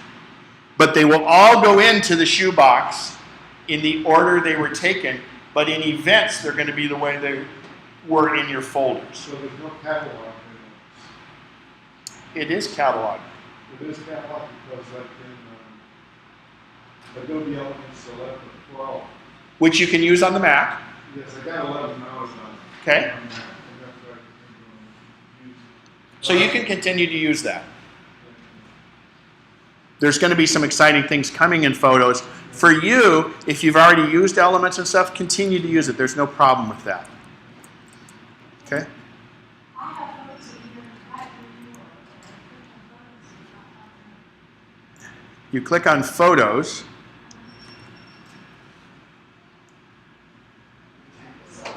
Look through the window here. This is what pops up. Oh, have you not imported any photos? This is the window. I'm going, yeah, you're really clear shot. Ah, you're on a different photo library. So go ahead and quit Photos. Command Q. Hold down the Command Q. Command center space bar, and then tap on. Hold it down. And then tap Q. Okay. Now, hold down the Option key. And now click on iPhoto. We're going to see because you've opened a second library. Okay, now is the show one there? Ooh, you sure you have photos, huh? See, I put some stuff on here. Ah, you haven't put an iPhoto yet. Oh. So it's really tough. I'll show you afterwards. But you actually just take those photos and you drag them right to iPhoto, and like magic, they're going to show up there. But hold off on that till we do it, because I don't want you to get duplicates. Boy, those are clean windows, aren't they? All right. So this is our shoebox. Now, how you get photos in here is, like in her case or his case, if they're brought over from another computer on a thumb drive or something, you can simply drag them on top of the iPhoto logo or drag them, make this window smaller, and just drag them right over on top of iPhoto, and it will import them. But it won't delete. It's going to copy them. Importing is copying them from whatever they were. So it's not going to get rid of them. You had some on an external drive? One of you did? Yeah. So, yeah, but one had some on a backup drive from your iPhone. Who had the ones from their iPhone? I did. And are those the ones there? No. Okay. So afterwards, I'm going to do that, and then I'll show, and that'll be the exact same way you're going to do your iPhone But ones. I have to leave. It's important to church. What time do you have to leave? I have to leave Oh, now. so simply take that folder of photos and drag it over the open iPhoto library like this. Don't do it here. Do it when you get it home. I just don't know where they are. The ones in there, they might be in pictures or on your side. They might be in a folder. And if not, bring it in and either take it to the Apple Genius or there, because you don't want to have duplicates. But that's how you're going exactly how you're going to do it from your external hard drive. Okay? Thank you. Thank you. All right, so in iPhoto, just like we made a playlist in iTunes really quickly, what we do here is I have a bunch of photos, and let's say I want to take these photos. I'm just clicking and dragging over them. And I go down here, I can do a couple things. If I look at share, what's really cool is I can message them, text them to somebody. I can email them. That's way too many photos to email, by the way. Your emails should only be about, depending on how big, you shoot RAW or do you shoot regular JPEG? JPEG. Yeah, but if it's like 15 megabytes, you can't send too many. It's huge. Yeah. So iCloud, you can post directly to Facebook. You can post directly to Flickr. Flickr is a free site that gives you 1 terabyte of storage. As much as I went against Yahoo on their email, Yahoo owns Flickr, and they'll give you a free terabyte of storage, and it's very nice. So that actually gives you a place to put your photos off-site storage. You can upload all you want to it. I only upload the photos that I'm worried about losing to Flickr. And Flickr is where people can view your photos. Again, it's free. It's 1 terabyte. Okay.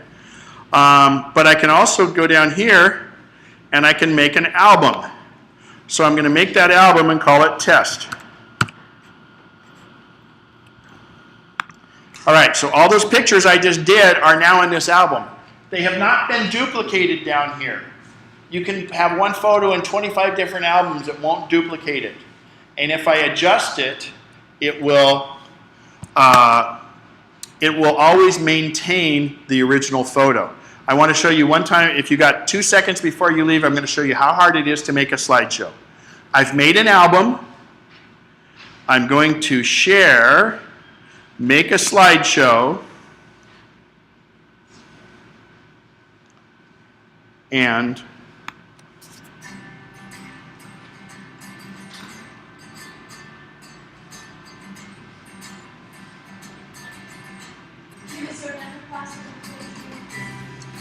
no, it's always the beginning class like this.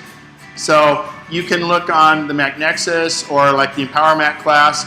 You're going to have 3 hours, almost 4 hours of iPhoto if you go to that class, and it's fine as a beginner. We have beginners in there. Go to empowermac.com. It's the 26th of July at Sierra View Country Club, and that one's on Saturday because the Sunday class is iMovie. So look how easy I made that slideshow, you guys. But I can actually put in my own music from iTunes. I can change the order by simply dragging this photo here. Thank you. And it makes it that easy. You can have fun with these slideshows. I have a question. Sure. So when you went and clicked on all those photos and you did your photo, you didn't have to drag it into your text, it just went in there automatically? Okay, good question. So what I did is when I highlighted these, Right? now I could drag these to a test folder because I already have it there. And if I already have the photo in there, it won't duplicate it. But when I highlighted these, I went here to share, and I said album, Okay. and now it makes a new album, and it's highlighted, ready for me to just type a name. Okay? Test 2. I'm really creative with my names. And then if you have, so if you have it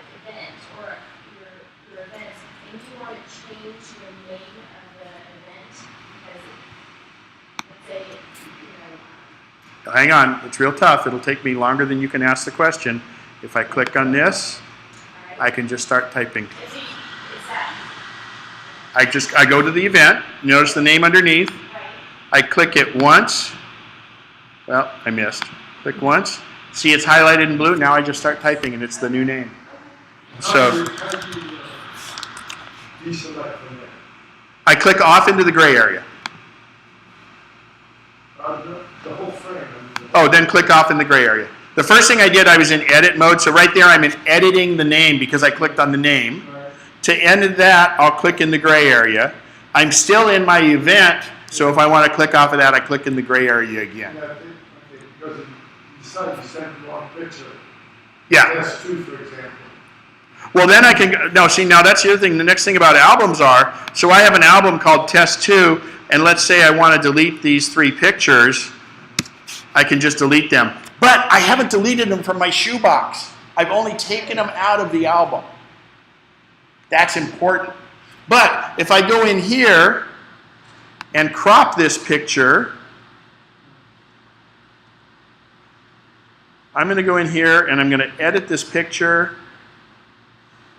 and I'm going to straighten it. It's already straight, but let's mess it up a little bit. Okay, that's not good. We'll crop it. And I'm going to adjust it. Actually, we'll try this one adjustment. It's shadows. Can't really tell on the screen, but I'm bringing more of the Yeah. dark area out with shadows. I can oversaturate it. And you'll notice when I saturate it, I'm saturating it with more color, but it says avoid saturating skin tones. And it won't change the skin tone. It senses skin tone. And it won't change the skin tone, but change the rest of it. So when you do that, it just saves automatically, right? It does. So it does. So I'm going to go back here and click on this. Now that photo exists here also in this other test album. And it's changed. It's changed. But watch this. I've really messed this photo up. Oh, I forgot I have another test, another thing I can go right here. I go to edit. So I'm going to go over to quick fixes and I'm going to retouch. I'm going to get rid. I'm going to get rid of this little thing. Okay? So now I want to go up here, and I've really messed the photo up, let's say.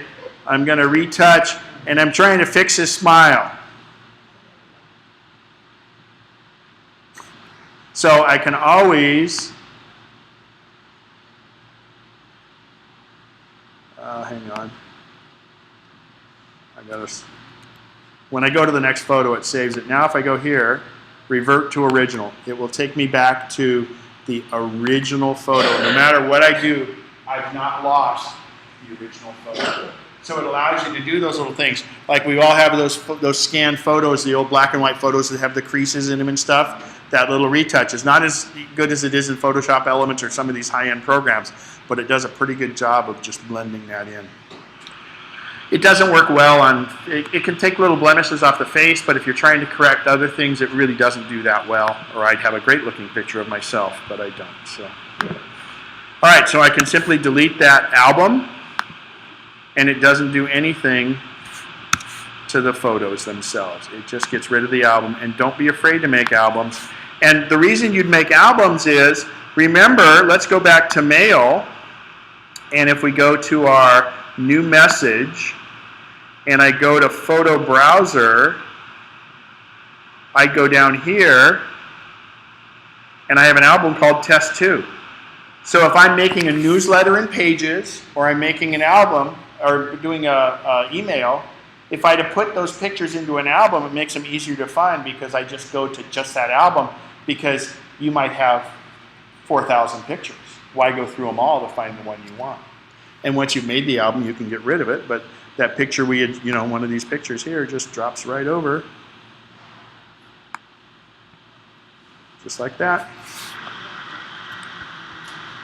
So this is why you want to use Apple Mail. All the Apple programs work together very seamlessly. And this is part of the interesting thing with Apple. The Apple experience is what it's all about. And Apple, that's what they try to do, is make a friendly, easy way for you to interact with your computer. They try to not make it very daunting. They try to make it easy. But Apple's the only one that can do that because Microsoft makes Windows and other people make the hardware. Okay? So Apple makes the hardware and the software. And while you paid a lot for your Apple product, Steve Jobs' philosophy always was that they're a software company. If they make compelling and good software, you will buy their hardware. And that's so true because, and that's why they can make it very secure. They can make without viruses and things like that. And that's why you have all this interactivity between the different things. And it's in fact part of the reason that you can do the iPad and the iPhone now. Some of these other companies are starting to make their own software, but they're late to the game. You know, you guys aren't the only ones that are switching from Microsoft to a Mac or from Windows to a Mac. And it's really good. And to be honest, a lot of people are getting away from computers altogether and going to iPads and iPhones, or iPads more than anything. And Steve Jobs said, this is a pickup truck. We're still always, when you go to move, you're going to need a pickup truck. But when you're just looking at emails and the internet, this is all you need. But the two together make a really powerful thing. And when you think back to the days when there used to be a spot in the home where you would go that was the computer area. It might be a little room or something, and you felt like you're in this little computer jail, right? And it's like, okay, I'm going in to do QuickBooks or something like that. Well, now you're out. Not only can you be anywhere in your house, you can be anywhere in the world, and you're on and connected. And I think we're at a really good time to do this. And the beauty of it is, it's leveraging a couple things. This wouldn't be possible without the internet, because we're able to send our pictures up, we're able to adjust them, and there's a lot of things to come in cloud computing. Go ahead. On the iPhoto for where it says faces, Uh-huh. what is the benefit of putting in like the names whenever the face pops up? Like, is there a benefit to that? Good question. So iPhoto has facial recognition built in. Don't worry, it doesn't send it anywhere, it's just here. And all facial recognition is a calculation of the eyes, the nose, the mouth, etc. That's why if it takes someone, it can take them through the ages as they age, and that's why sometimes it will mistake family members because it's similar characteristics. The facial recognition is another way of looking at the photos in your shoebox, in that it will go out, and if you tell it to, you identify this is mom, let's say. Then it will go through and try to find all of mom's pictures. That might be useful. My mother's 89. I've made sure I've searched for all those pictures because I know I'm going to have to put the memorial together at some point. Hopefully we'll be 3 Macintoshes from now, but at 89, you know, actually she'll be 90 in September. So I did it for my dad's. I've done it for other friends' memorials. You see how easy it is to make a slideshow. So these friends of mine had, like I did my best friend's father, I did a memorial slideshow for them. Got all the pictures they had, scanned in and everything, and I simply went and found all the pictures that had him in it through the facial recognition, and then we picked out the pictures we wanted for the slideshow, and I built the slideshow, which played during the memorial. So that's why you would want it. Now, if it's somebody you're on a cruise and you have table mates and you know them for that cruise and that's it, and you'll never have to search for them again, you wouldn't add those to the facial recognition because you can kind of go overboard on it. But what it allows you to do is, I could have photos with all my nephews, let's say, and I can say search for Ryan, Nathan, and Eric, and it'll give me all the photos that have any one of them in the photos or any photos with them combined, but realistically, any of them like that. So it just gives you another way to search. And that's all it is. Places is the same thing. Places, when your iPhone takes a picture, it uses a GPS. my mission on life is to see how many of these pins I can get from other places in the world. And so this is another perfect reason why when you're shooting with a regular camera, you should take a shot with an iPhone also, because it'll log the GPS. But the cool thing about this is, let's go to San Francisco. You'll see it's one pin. As I zoom in, so see this says, I gotta hover over. So I'm going in. If I hit the pin and hit this, this will show me all the pictures that were right there, but it says 10 places, right? So that shows me when I was in all the California pictures. But as I zoom the map in, look at this. The pins start to diverge based on where the photos were taken. So I can drill down and be as specific as I want. This one's Filoli. Okay, so it was a garden. Now, if I went to this same place 5 years later, those photos would be in that same area. So, and you can take any photos you take with your regular camera. And what's really cool is, I'll just take a photo here. And, you know, these might be geotagged. If not, here, this looks like it must be Alaska. So I'm going to click Info. And you'll notice it's it was on the map. But all I would do if the photo didn't have it on here, I would simply start typing the name. I could tell it it's Sacramento. Actually, let's do Roseville. Roseville. And I want to let it fill in. And look at that, Roseville, California. And it would pinpoint it here. Or I could pinpoint it even more than that. I don't want to mess that photo up because it's at, oh, that's in South America. Cool. So again, these aren't my pictures. So that pretty much is it for iPhoto. There are some different, and you can do, there's actually, let's pull up this photo, might be a good one. Yeah, so see this photo, I'm going to hit Edit, and there's an automatic enhance button here.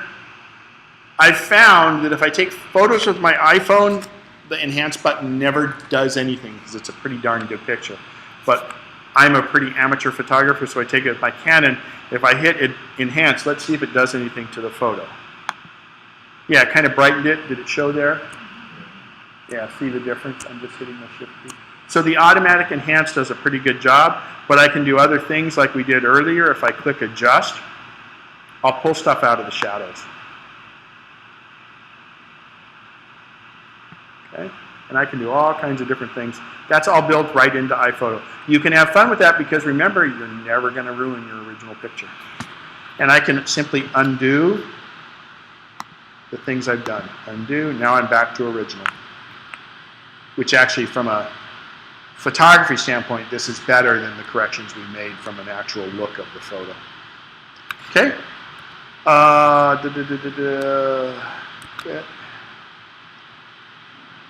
All right, so let's go through, question and answers before I'm going to get into this is the files, so you can look where your files are and everything else. Basically, you have documents. You can put folders inside of folders if you want. But remember, you don't have to be as fastidious about that because you have the incredible search engine of Sherlock to be able to tell you what's where. So let's do questions and answers now. Go ahead. How do you, I accidentally, on my dock, one of my little icons went through the top door. How do I get it? It's gone. Oh, it's Great question. So first of all, if it's on the dock, if it disappears from the dock, it still exists, and you can always get to it by clicking Launchpad and going and finding it. But let's show you where it really resides. So if I go to the Finder and come down to Applications, and let's say it's Alfred here. I don't use Alfred, but I could simply grab Alfred and drag it over to where I want it on the dock. And the dock is simply a shortcut. The other thing I can do is, watch this, it's kind of interesting. I'll just fire BitTorrent up since it's a pretty quick one. So if I double click BitTorrent, you'll find out it goes right to my dock. But when I quit it, it goes away from my dock. Right? Eventually. There.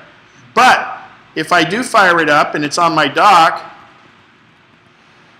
I can click and hold and say Option, keep in dock, or if I sit there and just move it, the act of moving it says, well, we know you must want to keep it in your dock now, and so when it quits, it'll stay in your dock. It's a great way to keep your shortcuts there. That's an excellent question. And then since I don't want BitTorrent there, I'm going to go Options, Remove from Dock. But again, it still exists. You know, it's a little puff when it went away. Go ahead. I have a lot of Excel folders or documents. Uh-huh. I want to move into Apple. Okay. You have numbers, and I also have Excel as well. If you have Excel documents, I love Apple products and I love numbers, but ask me what I use mostly. If I've got an Excel document, I use Excel. I'm used to it, and it's fine. And the Excel version for the Mac works perfectly between theirs and ours. How do I move my files from the flash drive into Excel? You don't really move them into Excel. So photos, we looked like we moved them into iPhoto, but we were really moving them to an iPhoto library. What you want to do is just drag them over to your Documents folder, and once they're there, then you double click on them and they'll open in Excel. Should be fine. So I have to create another folder in Excel. Well, no, not in Excel. So Excel, like on your PC, Excel is a program. Right. No documents live in your program. iPhoto is a program. The photos don't live in iPhoto, they live in an iPhoto library. iTunes Music doesn't live in there. So you just get them into Documents, and then they'll open in Excel.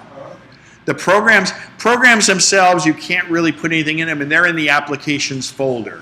So just bring them into a Documents folder, and in fact, you could just bring them to the desktop if you want, but you guys don't clog up your desktop because it slows things down a little.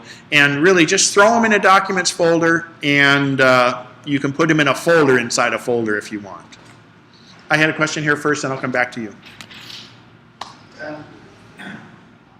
My wife had a message on her Apple, and it says install Flash to read message. Install what? Flash. Flash. You know, I'm glad that came up. Let me turn that TV off. So here's the deal. Flash isn't as bad as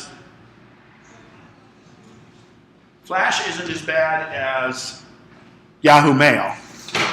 But Flash is a thing that allows you to see video on websites. And any website that uses Flash is a lazy web developer, because Flash is the old way to see videos. And a lot of ads have Flash in them, which is stupid because no tablet and no iPhone, well, most, don't see Flash at all. So if somebody wants that ad to be seen, why would they make it in Flash? Because it can't be seen on half of the things viewing it. But you on your Mac have to download Flash, and I'll show you how to do that. And this, it's in my notes, and I didn't look at my notes to cover. So all I do in this search bar is just type in Get Adobe Flash, okay? And I hit Return, and it gives me a Google search of that. And the first one is right here, because this way I know it's coming from Adobe, not this one down Herald or anyone out down here. It's this one right here. Get Adobe Flash. I click on that, and I'm taken to this screen, and I click Install Now. And if you'll look in the upper right-hand corner of the browser, I'm not going to install it. This is actually, they say installing, but it should be downloading it. I don't think I installed it. Yeah, see that little thing? It flipped.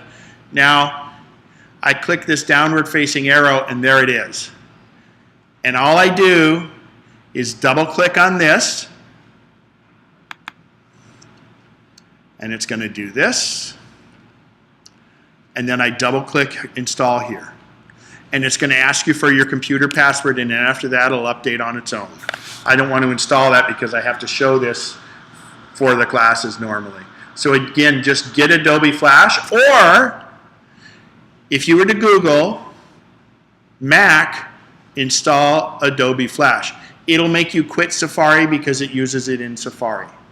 And by the way, If you're used to using Google Chrome, if you're using that on a PC, which is a good browser, it's no problem. Use it on a Mac. Safari is the best. Google Chrome is second best. And Firefox has a new version out there. You won't find Internet Explorer for the Mac, and if you're still using a PC, get off Internet Explorer. Use Google Chrome is the best browser on a PC. And it's free. They're all free. They're browsers. All they do is read the Internet. Question back there was next, and then I'll come to you. At the beginning, you talked about recovering data from a hard drive. Uh-huh. Perhaps even a damaged hard drive. You said something about, I didn't catch it all, about putting it in the freezer. Yeah. I thought I lost it. No, no problem. I'll turn this off in just a second. What?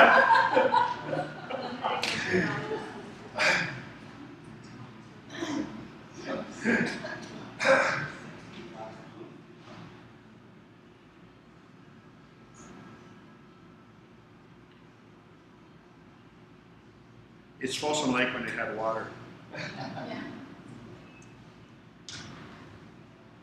Okay, sorry about that.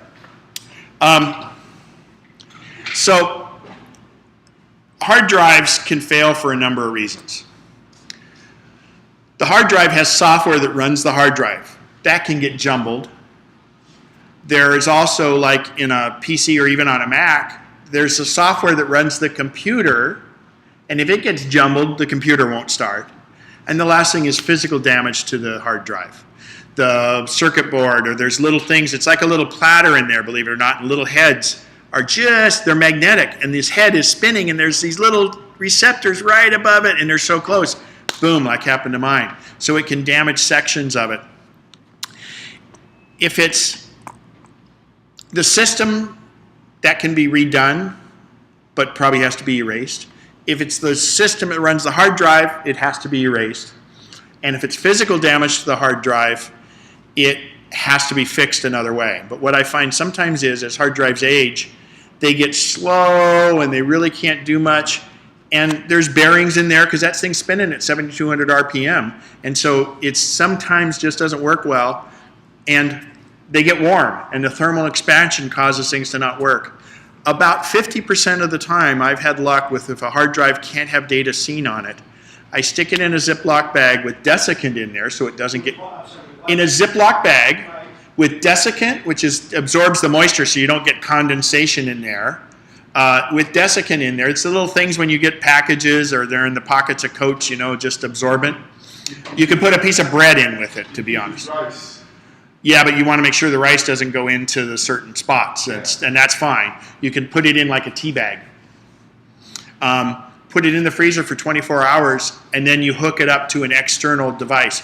Many times a hard drive, we can get the data off of it, but it still wasn't good enough that the computer could run off of it. So as an external, I hook it up similarly to how we did the time machines, or the time machine backups, but I let it read the drive and I can pull data off of that. So if you have a hard drive that's like that, you need an external device that allows you to read it into the computer.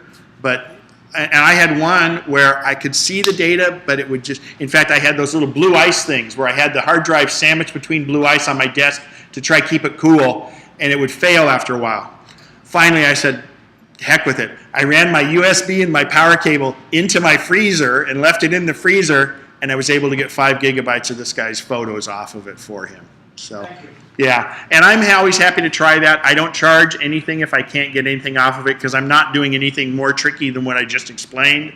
But if I get data off it, it's an hour's worth of work is what it is. So. Well, I mean, that's all I do is get data off this whole hard drive. And many times you can do that. Where the computer won't run, just getting data off the drive can work. And then if it's something that's critical, these guys at Drive Savers in Marin, and there's another place in Livermore that's ProDrive, they can do some amazing things. They have drives they show in their little display thing. This drive was in the Nile and it fell off a boat and it was the photographers and they were able to recover everything. Because what they actually do is they buy every single hard drive that's made out there and buy a couple copies of it. So if there's a bad component in your hard drive, they put it in one of the ones that has a good component to read your stuff. It's amazing. But it's $2,000. So we had another question. Go ahead. I was curious if the Google Calendar and Sync, the Yes.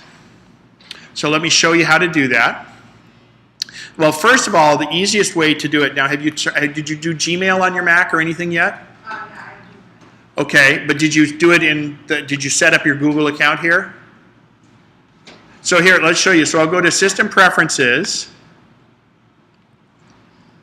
And if you go to Internet Accounts,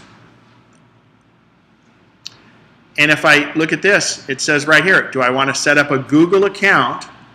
And not to sign up for Google, you guys. You have to go to gmail.com to sign up for Google. But if you already have a Google account, you would click here. You would fill out your information. And then on the couple screens later, it would say, would you like it to sync with your calendar and with your contacts? And it'll magically bring it into your calendar. So if you Google that in Google, believe it or not, they actually have some wonderful step-by-steps. Make sure you show that you're running 10.9 is what it is. Just say, set up Google account on Mac 10.9, which is the Mavericks operating system. And by the way, all of you, this fall, will get a free upgrade to 10.10, which is called Yosemite. We just had the 150th anniversary of Yosemite. And it'll upgrade your operating system, and then for your iOS device, it'll be iOS 8. So if not, if you have trouble with that, email me, and I can show you how to set up. It's quite easy to do, and it will sync just fine. I tried that, but when the lease came up, the calendar, I can't check the calendar. Huh. Are you using the iCloud setup, or did you click Internet Accounts? Internet accounts. Hmm. So then once you were in. The box was there, but it wouldn't let you check it. But the calendar, you can't check. Okay, so let me look at one other way to do it possibly. If you go to Calendar, and that's interesting, because so if I go to Calendar, Preferences, and in Calendar, if you go to Accounts here, try it this way. From Calendar, I'll walk you back through it. Calendar, go to the word Calendar, come down to Preferences. Then you have a similar screen. You click on Accounts right here, the second one. Hit the plus sign and do it from this way. And this would just do Calendar. Okay? Try that. And if it doesn't work, shoot me an email. That should do it. A lot of times I can help remotely also. I have you download a little program. You know, like the guy I told you that gets onto your computer, puts viruses on. Call me up, I'll do that. No, it's actually, they use kind of the same thing. It's called TeamViewer, where I'm able to see your screen with you. We stay on the phone and talk. But the super secure part about that is when it logs out, it always has a new password each time. So, next question. How would you get your favorites that are on Yahoo onto your Mac? There's such a thing as favorites of Yahoo? I don't know. I'm just kidding. My wife. So in Explorer, they were called favorites. In Safari, they're called bookmarks. And if they're stored in Yahoo, you can import them.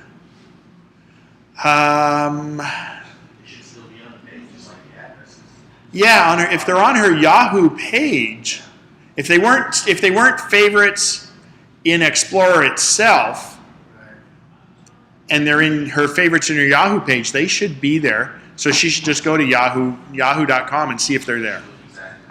Yeah. Go ahead. In Safari, can you download through either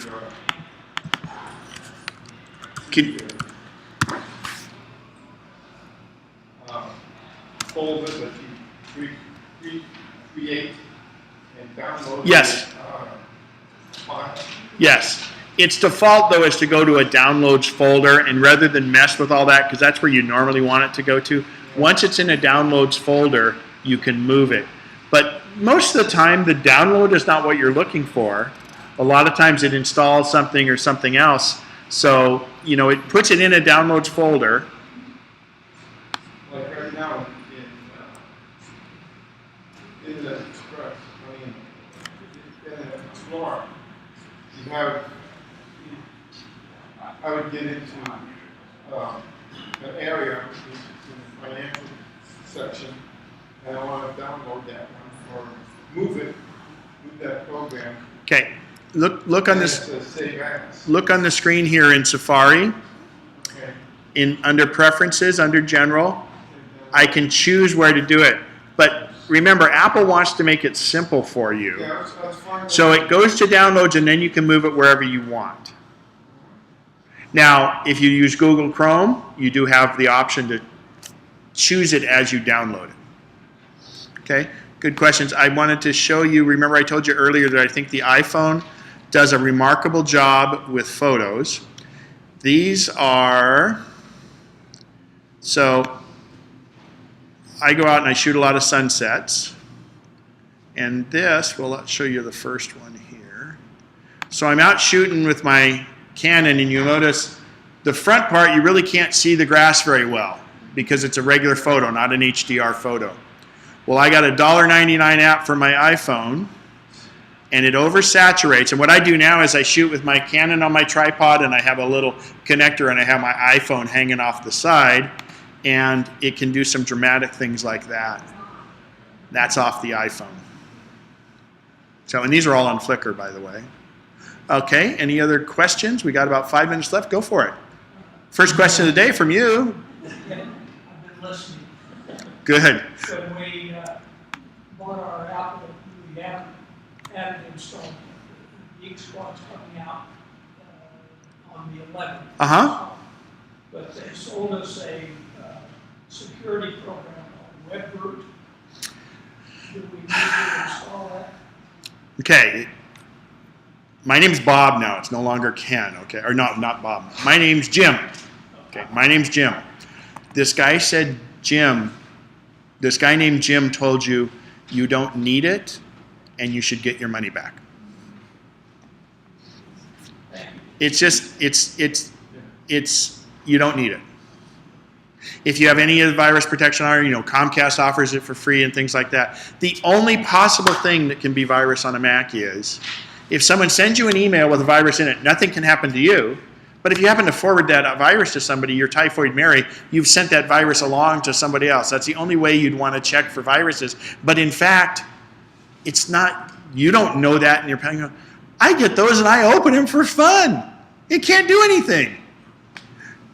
It's impossible. Guaranteed.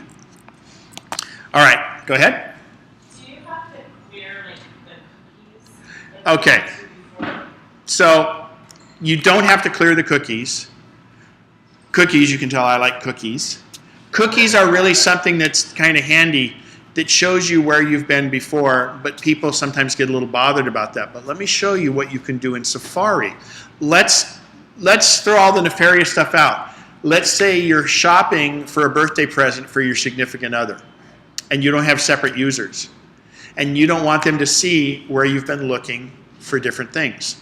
So in Safari, I can go up here, and I can go Reset Safari, or if I click Private Browsing, from when I click Private Browsing forward, I leave no trails, there's nothing.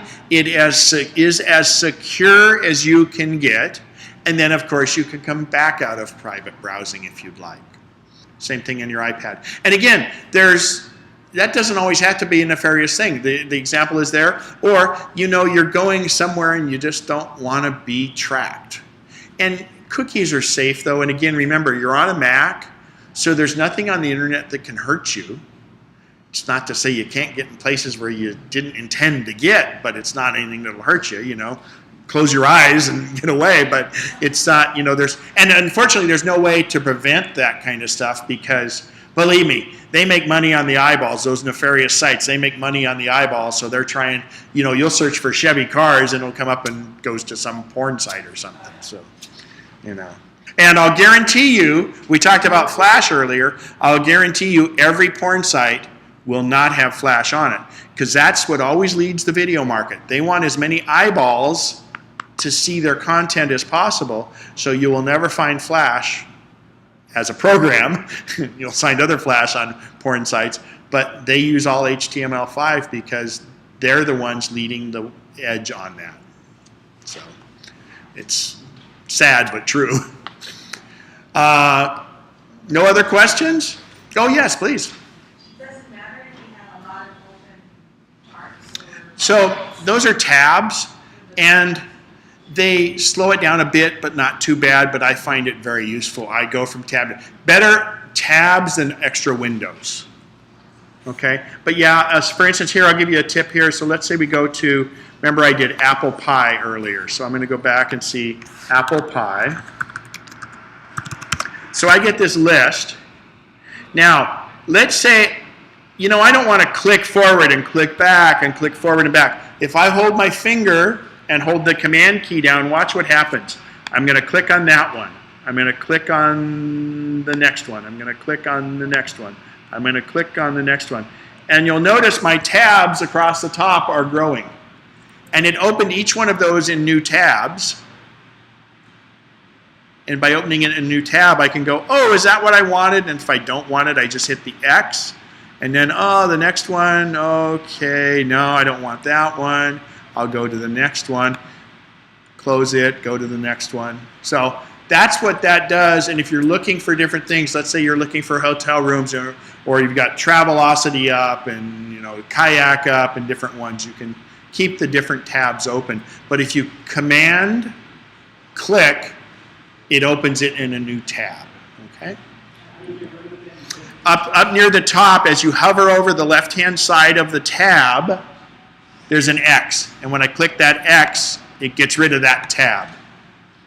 So, and only get rid of them when you're done with them. And then when you close it down, usually Safari will come back up where you left off. So that was a good question, and tabs are good. Better than opening, like in the old days, you used to have separate windows, and they were all tiled, and you'd, well, which window is it? What's really cool is this fall in Yosemite, as you scroll over each of the tabs, it'll give you a little preview of what's in that tab.